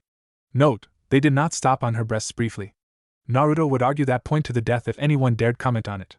Should he allow a sadist he is terrified of to sit next to him in return for food, or should he go hungry and not put himself in bodily harm? His stomach rumbling answered for him. Blushing at the loud noise, Naruto finally answered reluctantly, "Fine. You can sit next to me, but if I see any sparks I'm jumping out the window." "Yofufu, of course, Naruto-kun," Akeno replied with a graceful smile. Elegantly taking the spot next to him, she then placed the tray of food on the small table in front of them. She then ruined the elegant image by adding, "Just seeing you so scared is enough for me." Sweat dropping, Naruto muttered to himself, "I hate sadists so much." He didn't remove himself though, although he was squirming uncomfortably. Giggling quietly, Akeno then muttered to herself in a whisper purposefully loud enough for Naruto to hear, "Step 1, complete. Just got to be patient. He'll be wearing a collar while I whip him in no time at all." Naruto paled at her words, sweat breaking out on his forehead. He wasn't going to comment though. He didn't want to touch that image with a 10-foot pole. Instead, he just focused on the tray of food. Grabbing some, he tried it out hesitantly. Rias' earlier words about Akeno's cooking were quickly proven. Naruto immediately dug in. It's too bad Akeno's a sadist.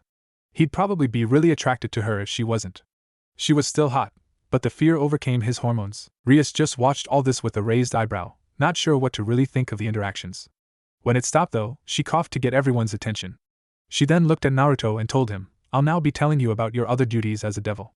Koneko, can you get the flyers?" Koneko nodded and stood up from her spot.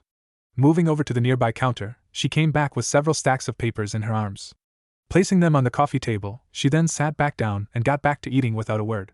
Naruto quickly took a flyer to see that it had a type of miniature magic circle printed on it, as well as the words, "Will grant your wish." Rias quickly explained, "Devils are beings of desire. We form contracts with humans and fulfill their desires in return for compensation. Since few humans are capable of drawing magical circles nowadays, we hand out these flyers with simplified summoning circles. When a person's greed is powerful enough, it will summon us. We create a contract, and we are compensated for satisfying their desire." Naruto tilted his head before asking curiously, "What sort of compensation do you mean?" Rias quickly answered casually, "It matters on the job required. Money or objects of value are the typical payment.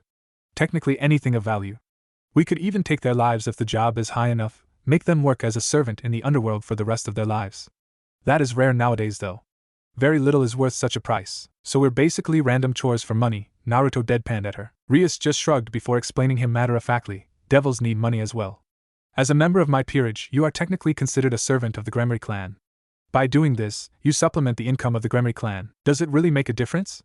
Is doing random chores really enough to provide that much of an income?"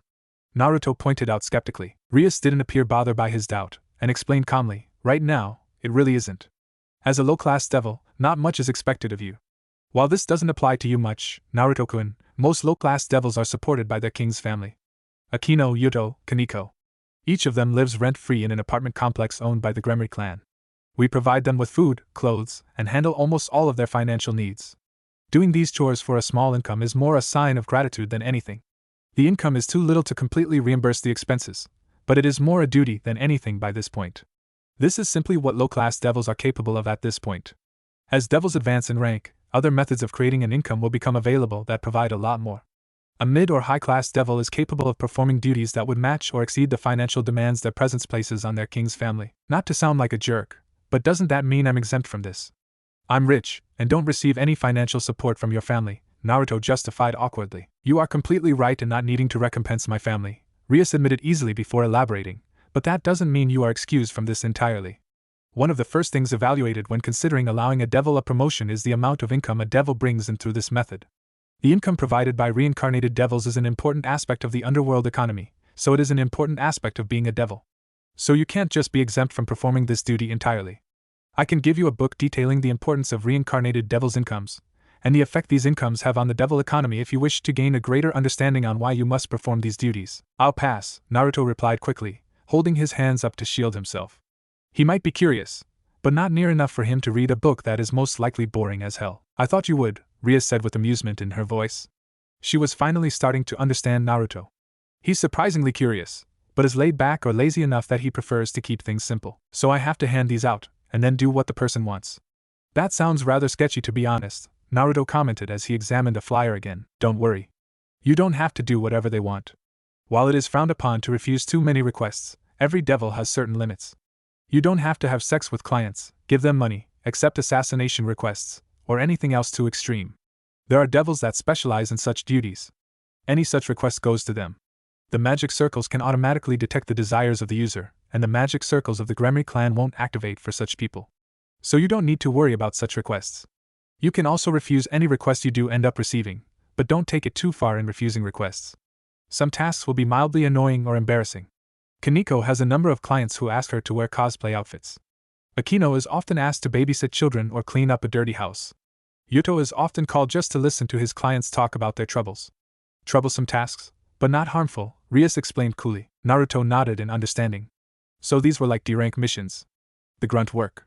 A pain in the ass, but stuff everyone has to do at some point. Looking at the large stack of flyers, Naruto asked in dismay, and I have to hand all these out by hand? Grinning in amusement, Rias answered easily, yep. We usually use familiars to do it, but you still lack a familiar. It is also part of the basics for newly reincarnated devils. Building a client base is the first and easiest step to gaining respect and status as a devil. Akeno then pulled out a small red device and handed it to Naruto. He looked at it with a cocked head. There was a small screen that turned into a radar device after Naruto pressed a button. Akeno quickly informed him, this is a device developed by devils to aid in this task. This device will locate humans with strong desires since there is no point in wasting flyers on those who lack the desire necessary to call upon us. Using this you go around at night, find the houses of humans with strong desire, and put a flyer in their mailbox. Naruto took in this information with a small frown. This would make the entire task simpler as Naruto wouldn't need to hand out flyers to random people. You can target those relevant to your goals. It still sounded extremely annoying though, so he quickly questioned, just throwing the obvious out there. I'm rich, and I'm still getting income for Ika.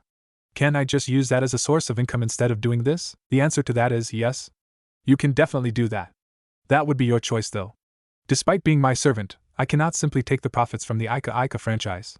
You'd have to willingly let us access them, and a large business transaction like that would require a great deal of preparation. You'd have to talk with my father, lawyers would have to discuss terms. It would take months at least. Until that time you will have to gather income in the usual way, Rias regretfully informed him. That caused Naruto's celebration to be cut down. He quickly demanded in annoyance, so I still have to hand out flyers. Yes, Rias replied, once again amused by his very open emotional state. She then clarified, if it makes you feel any better, I would have had you hand out flyers anyways. This is considered the basics of reincarnated devils for a reason. The number of contracts a devil has made is used to determine when they are ready to take the test to become a mid-class devil along with the amount of income they have collected. If you make no contracts, it could lower the chance for you to raise your ranking quickly. This also teaches another skill essential to devils. Social abilities. As creatures of desire, devils have to know how to get what they want. Not everything can be achieved through power.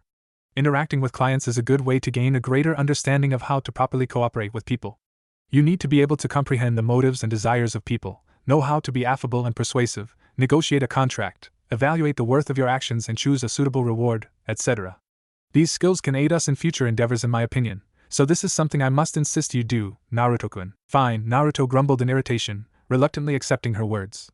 Grabbing a stack of the flyers, he announced to the group, if that is all, I'll be heading out. Good. That is all I needed to tell you today, so you don't have to return here afterwards. It will likely be dark when you finish. Just come here tomorrow after school. The next day Naruto was working his way towards the clubroom with an unusual hurry in his steps. The previous day had gone as well as could be expected. Handing out flyers sucked, even with the radar. Just a whole lot of running around. Naruto had eventually turned it into a training exercise. The continuous movement helped his endurance, and he decided to travel by rooftop, which also worked his chakra control and capacity. So while it might have sucked, it was at least bearable. The school day was a bit more annoying. Somehow it had leaked to the general school populace that Naruto had joined the occult research club. Gossip naturally resulted, although Naruto had just ignored that. The real problem was with the perverted trio. Issei was distracted, but Matsuda and Motohama both grilled Naruto on his reasons. They then begged him to allow them to enter as well, as the two great ladies of Kuoh were in the club as well as the school mascot. That was just annoying for Naruto since they couldn't join, but he couldn't explain why, so he was glad when the day ended. He was hurrying to the clubroom. He'd forgotten something that was going to happen today, and he had to tell Rias. Opening the door, Naruto was immediately greeted with, "Good of you to arrive so quickly, Naruto-kun." Rubbing the back of his neck sheepishly, Naruto claimed weakly, "Yeah, but you probably aren't going to like the reason why, though I sort of have somewhere to be in half an hour." Raising an elegant eyebrow, Rias finally told him, "Really? I'll need an explanation, of course. Sit down and tell me what you have to do. I'll decide afterwards." Nodding, Naruto quickly looked at the two couches. Yuto wasn't to be seen. Koneko was sitting in her usual spot while eating another sweet-smelling snack, and Akeno was sitting opposite her on the other couch. Akeno shot him a wide smile while he was looking. Getting the usual bad feeling in his chest from seeing Akeno, Naruto sat next to Koneko. Akeno pouted at his action. Rias once again just watched all this in amusement. Despite his statement the day before about not trusting them, Naruto had managed to create his own little niche in their group rather easily. The playful fear of Akeno. A polite relationship with Yuto that Rias suspected would grow stronger once the two were able to get to know each other. The teasing of Koneko. To her he acted like a blunt, but rather loyal servant.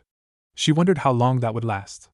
Naruto did not strike her as the type to stay contained for long. Leaning forward, she questioned, "So what is it that you need to do?" Naruto scratched the back of his head as he informed her, "Well, I got sort of bored over the past few months. I couldn't train all the times after all, and I don't have many hobbies. So I started volunteering 3 or 4 times a week at different places. Today is specifically the day I usually volunteer at a nearby soup kitchen." Rias just looked at him curiously. That actually fit Naruto quite a bit. Thinking deeply, she finally spoke up, "Technically there is nothing against the devil performing charity work." "Who is it sponsored by?" Naruto shrugged before answering easily, "A number of different church groups." Rias frowned at the answer. Sighing, she commented, "That is what I feared. I'm sorry, Naruto, but for your own safety I can't allow you to go." And that caused Naruto to frown. His eyes hardening, he bluntly informed her, "Yeah, this wasn't so much me asking for permission to go as it was more me telling you that I'm going." Naruto cut her off by crossing his arms to form an X and declaring, "No way, Rias-chan. You might be my king or whatever, but I am not going to stop going to that soup kitchen just because you are worried. The people there are nice, and I help people. Just because you tell me they are my enemies doesn't make it true in my mind." Shaking her head in slight annoyance at his defiance, Rias argued, "Think this through, Naruto-kun. If any members of the Christian church find out you are a devil, they could send an exorcist after you. Humans blessed by the biblical God. When a devil is exorcised, there is no fixing it. No healing or revival possible. You are dead as dead can be. Your point? They don't know, and I wouldn't care if they did. Even if they did send an exorcist after me, which it isn't certain they would, then I am confident that I could escape," Naruto retorted stubbornly. Rias sighed as that and pointed out, "Don't get arrogant. Many of the exorcists of the church are far stronger than you currently are. Plus, they specifically target the weaknesses of devils, and you shouldn't be paranoid. Just because they are from the Christian church doesn't mean they are immediately our enemies," Naruto reasoned persistently. "But they could be, and I have no intention of putting one of my servants at risk," Rias asserted, not backing down. "Clearly your idea of risk is different from my idea of risk," Naruto retorted, not about to back down either. By now Naruto had stood up, and the two were facing off with each other. Akeno and Koneko both watched with wide eyes. This was unexpected. Naruto had been getting along with Rias overall, probably more than anyone else in the club. This argument came out of nowhere, but you could tell neither were about to back down. Knowing it needed to be diffused before it escalated any further, Akeno stood up and separated the two with her hands. She then spoke in a calming voice, "That is enough, you two. Naruto, Bucho is just worrying about your safety. And Bucho, You are acting without even considering the feelings Naruto obviously has towards that soup kitchen. Now I suggest both of you take a deep breath and calm down. Both Naruto and Rias reluctantly followed the suggestion. Crossing his arms, Naruto looked away with a huff. Despite his defiant body language, he muttered, "Sorry, Rias-chan. I still won't stop volunteering at the soup kitchen, but I will do my best to stay safe." "That's the best I can do." Rias rubbed her brow as she replied in a disgruntled voice, "And that's probably the best I'll get out of you. I can't stop you, but there are rules you must follow. You still have to perform your duties. Handing out flyers and meeting clients during the night. If you can do that, I guess I can't stop you from doing what you want during the day. Be careful though. Devils and religions have never gotten along well." "Maybe that's cause both sides allow stupid preconceptions from allowing them to try," Naruto retorted directly. Decided nothing else needed to be said, Naruto walked out of the clubroom, and there is his natural unruliness acting up. Earlier than she expected, but she apparently touched on a rather sensitive topic. Rias sighed before explaining, "I told you before that the biblical God is the leader of heaven and the angels, and thus our enemy. The system he created ensures things related to him harm us. We can't pray without migraines. People doing it near us also harm us. Light magic, holy water, crosses, and Bibles will also harm us. Thus an event organized by the Christian Church is simply too dangerous. Not to mention most religions don't take kindly to devils. For safety you can't." That could have gone better. Naruto knew it would have eventually happened. It was inevitable. As a kid, Naruto had been a disobedient hellion. Kakashi had managed to teach Naruto to accept the little stuff. He knew how to work together with each other on a team, but the big stuff never went over so well. Naruto admitted he wasn't the smartest or most philosophical guy in the world, but he still has his own beliefs. And he was willing to stand by those beliefs.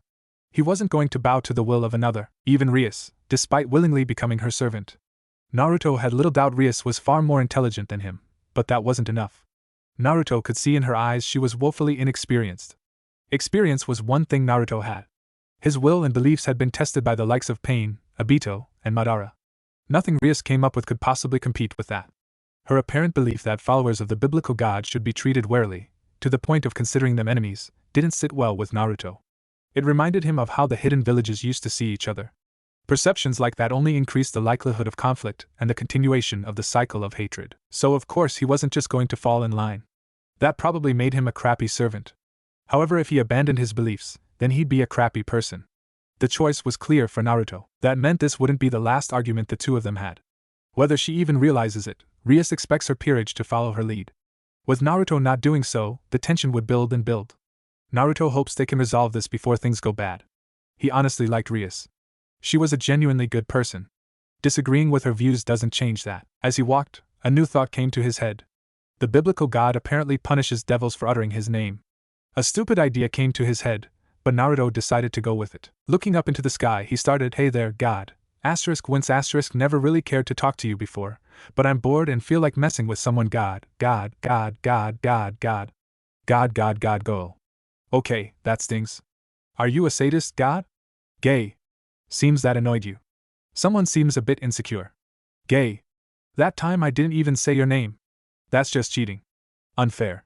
Shouldn't you be setting a good example for your followers? What? No comeback. Wow, who would have guessed God is a wimp? Gay. That one had some kick behind it. Good. You see, real men always escalate. Everything worth doing is worth overdoing. Get it, God?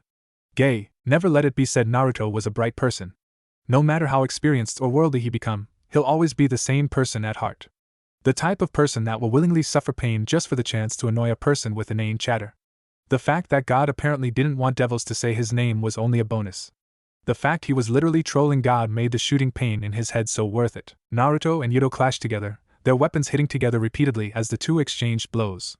Yuto had the reach advantage, but Naruto had two weapons and maneuverability. Together with their respective strengths, the two were roughly evenly matched. Clashing against each other in a test of strength, it was no surprise Naruto managed to force Yuto back.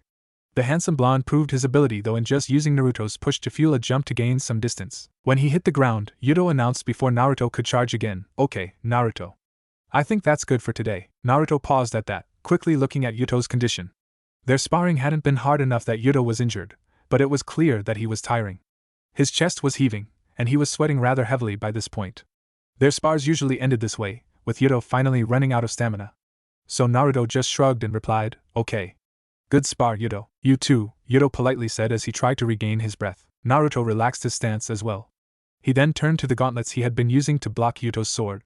Realizing he had to have a backup plan in case an enemy had a weapon, Naruto had decided to get something to allow him to block bladed weapons. Experiments had proven that Naruto's Rook defensive ability was high enough to block blades with only small cuts resulting, but Naruto didn't doubt there were weapons he couldn't withstand that way. He decided on gauntlets as he wanted a weapon he could incorporate into his hand-to-hand style. He didn't have the time to learn how to correctly wield a proper weapon. When he told Rias, she made a call to the underworld. Within a week the special order had arrived. Calling them gauntlets might actually be a bit inaccurate. They weren't so bulky or covering. Armored gloves is probably a more appropriate title. The gloves themselves were a nice burnt orange, which Naruto loved, while the scattered metal plates were a gleaming white. Their relatively small amount of metal coverings made it a bit tricky for Naruto to learn how to block blades without cutting open his fingers, but he was okay with that. They were very light, flexible, and comfortable. He didn't want to have to wear bulky and restrictive gauntlets on his hands in a fight since he would have never been able to use hand seals like that. The greater offensive and defensive bonuses wouldn't be worth losing his ninjutsu. Pulling the gloves off, Naruto quickly sealed them into his wrists.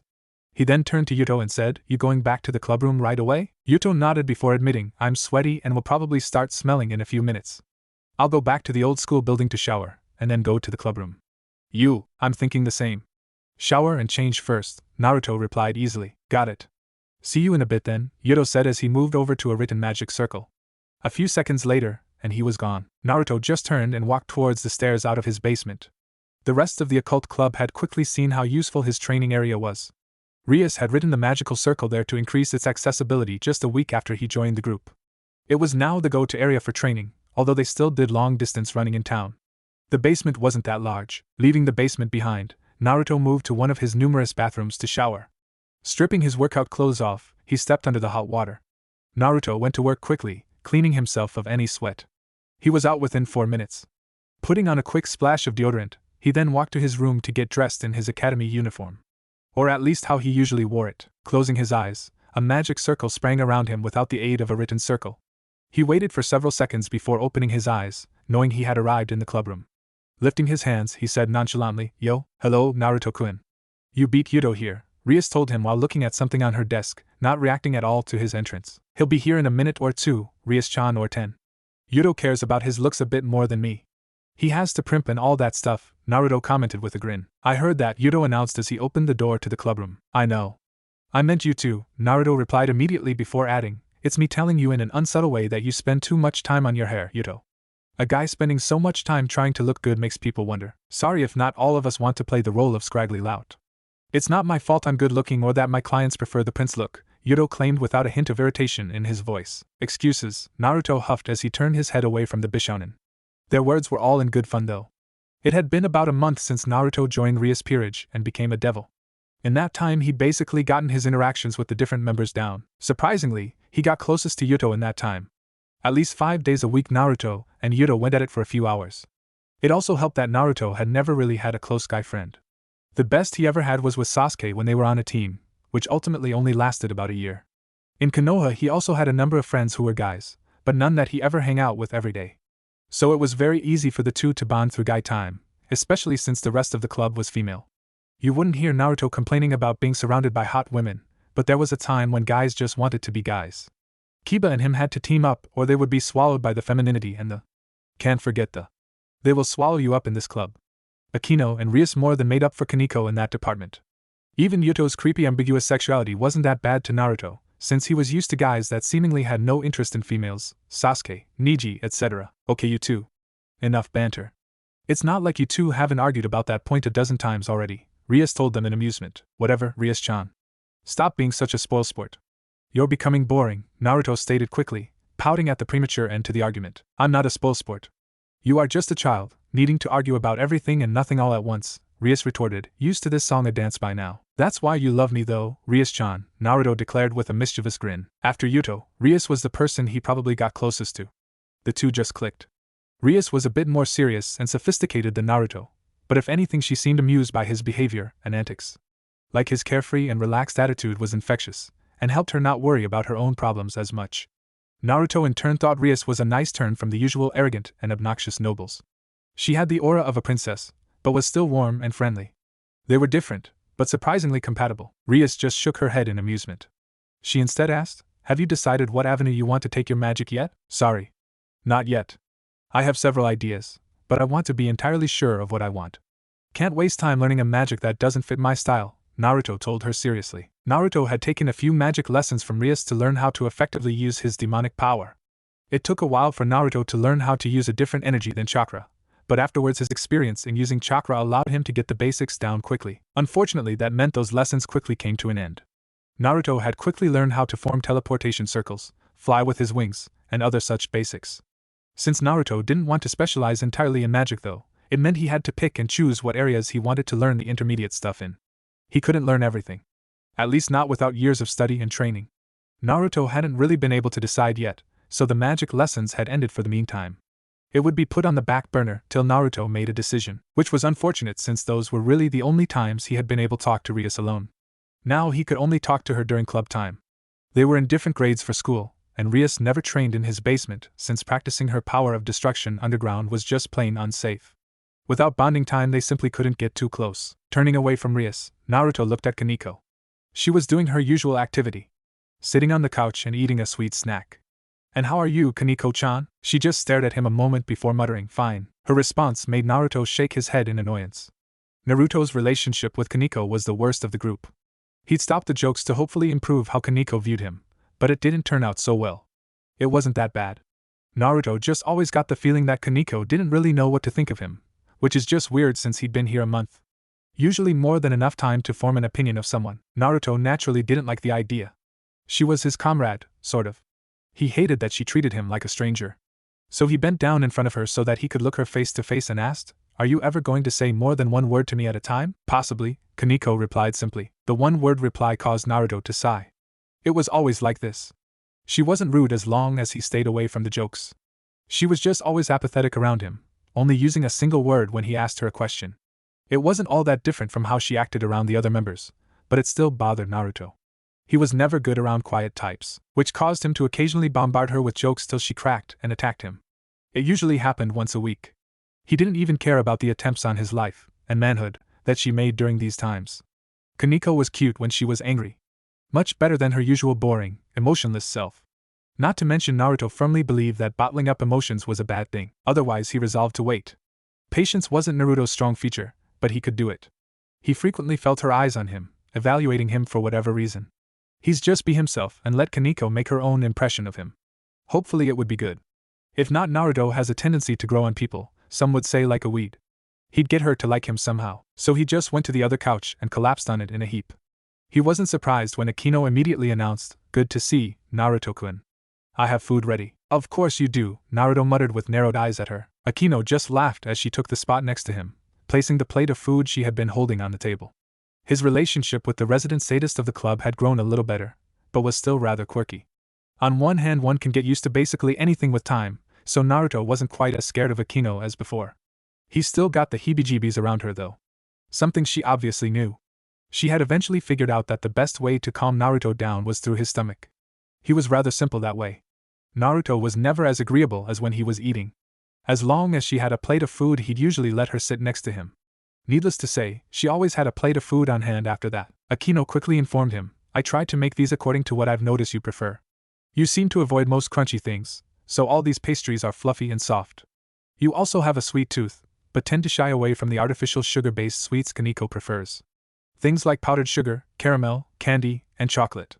You tend to prefer the sweetness of certain fruits. So most of these pastries have a jam filling that should fit your particular palate." Naruto just stared at her, wondering just where all that came from. He didn't even understand half of what she just said. Still, she brought food, and he was hungry. So he grabbed one of the pastries she had made. Taking a quick bite, Naruto immediately commented, "Not sure what you just said, but something must have been right in there. Your food is always delicious, but this is amazing." "Thanks, Sadist-chan." "Yufufu, I'm glad to hear that, Naruto-kun," Akeno replied with her usual demure smile. She also took the opportunity to slide closer to Naruto while he was occupied by the pastry. Moving till her hip was touching his, she also placed a hand on his shoulder as she added, "You'll eat anything, but I simply couldn't stand knowing my cooking wasn't to your taste." Naruto didn't really hear her words, only registering the hand on his shoulder. He quickly slid a bit away from her so that she wasn't in his personal space anymore. That was a problem that had quickly appeared when Akeno found out how to sit next to him. She then got all touchy. always moving close and touching him unnecessarily. It creeps him out, which is probably why she did it. Eventually Naruto would end up pressed against the armrest with Akeno right in the middle of the couch due to the gradual movement to the side this game produced. Thanks, Sadist-chan. You really didn't have to though. As you said, I'll eat anything you put in front of me, Naruto finally managed to tell her once he re-established a safe distance from the club's sadist. Nonsense. My pride as a cook won't allow subpar snacks, but I have to ask. Are you ever going to call me by my name, Naruto-kun? Akeno asked. Are you ever going to stop being a sadist? That's your answer, Naruto answered bluntly. That's a shame, Akeno lamented before continuing with a smile. I so wish to hear you call out my name. To scream it out. Akeno-sama. I dream of it every night. See why Naruto still felt uncomfortable around her. Naruto didn't even want to have to respond, so he just went back to his food without a word. Yuto took the spot next to Koneko. The group then settled in and got comfortable, until Rias surprised them by announcing, okay. Now that everyone is here, I have news from the Archduke. Wait. We actually have something to do? Naruto asked in genuine surprise. His surprise was well warranted. Being a devil wasn't quite as exciting as one would think. They'd only had one actual task since Naruto joined. Otherwise they just spent every afternoon and early night sitting in the club room, since that was the time when clients usually summoned them. Just relaxing till they had something to do. It wasn't bad, but it was a bit lacking in the excitement Naruto preferred. Yes, Naruto-kun. We have a task, Rias informed him matter-of-factly. She then explained Visser, a stray devil that killed her king and ran, has started residing nearby. She's been luring and then eating humans. We've been ordered to deal with her. That cut Naruto's happiness at the thought of a job short. He quickly waved his hand before grumbling, I'll pass then. The other task had been hunting down a stray devil as well. That had been a very boring job, and it had the same signs as this one. That this Visser is eating humans is a bad sign. While eating humans is a quick way to get strong, it is only effective for very weak devils. Humans aren't strong enough to provide a decent boost to more powerful devils. That she was located is another indication of her power. She wasn't even able to put up a barrier to conceal her energy signature. The final sign was that Rias was given the job. That the handling of Visser was given to such a young and untested devil means Visser is not a real danger to anyone with actual strength. So a pest, in simple terms. Not enough for Naruto to bother. Rias clearly didn't agree as she told him, sorry, Naruto-kun, but you can't pass. I decided to send you, Yuto, and Akeno to dispose of her. Come on. Akeno alone is enough, Naruto argued in annoyance. Akeno was the strongest person in their group, even including Rias. She could easily handle some pesky stray, although it might be drawn out for pleasure, most likely, but better to be safe than sorry, Rias retorted immediately, not affected by Naruto's clear displeasure. She then added as she turned back to several papers on her desk, unless you can get Koneko to switch places with you, you're going. Naruto turned towards Koneko hopefully, but Koneko cut him off when he opened his mouth to announce emotionlessly, don't wanna. Groaning, Naruto threw up his hands and declared, fine. I'll go, but I'm not happy about it. He then moved to stand by where Yuto and Akeno stood. He then crossed his arms while pouting. Your opinion is noted, but ignored. Now go exterminate that devil, Rias ordered with an amused grin. Naruto just stuck his tongue out at her as Akeno summoned the teleportation circle.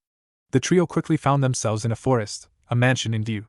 Naruto pulled back his tongue since there was no redhead that had sent him on an annoying task here. Visser is in there, Akeno told them as they started moving forward. Since Rias wasn't here, she was sort of the leader. The three started moving through the forest towards the mansion. Still not very happy about being forced to come, Naruto tried to be optimistic by commenting, maybe I jumped to conclusions. This Visser did kill her king. The other one just ran away. That has to mean she's at a higher level, right? Not necessarily, Akeno quickly pointed out before explaining, I saw her picture from the report Bucho received. Visser is quite beautiful. It is probable that she was reincarnated for the sole purpose of acting as a concubine for her master. Such practices are common among members of the pillar families. So she would have had plenty of opportunities to poison him, or to kill him, while he was sleeping. The Archduke didn't inform us of any special skills or talents she had that would indicate she is anything more than a devil who got tired of her role as a concubine. Seeing Naruto's head drop in depression from her words, Yuto pitched in, don't make any snap judgment. She could have killed her master in battle. Even if that is true, it likely wouldn't make much difference. Not all high-class devils are strong. Bucho is considered a genius at using her demonic power. It's not always a matter of power that determines who can form a peerage. Sometimes it is determined by birth. There are many high-class devils who never leave their family home or train. They just rely on their peerage to protect them. Visser could have been the servant of just another arrogant noble with no discernible power of their own. So it wouldn't be too impressive an accomplishment if she did kill her master in combat. With his hope of facing a decent opponent once again crushed, Naruto sent a baleful glare at Akeno before asking, "You just love stomping on my hopes, don't you?" Akeno put her hand in front of her mouth as she replied gleefully, "Yufufu, you just make the cutest faces when disappointing." "I can't resist." That caused Naruto to pout and turn his head away from her childishly. His exaggerated anger at her quickly dissipated as the trio walked into the entrance hall of the mansion though. Looking around, Naruto announced neutrally, "I recognize this place. My realtor showed me it. The previous owner died 4 years ago with no kids.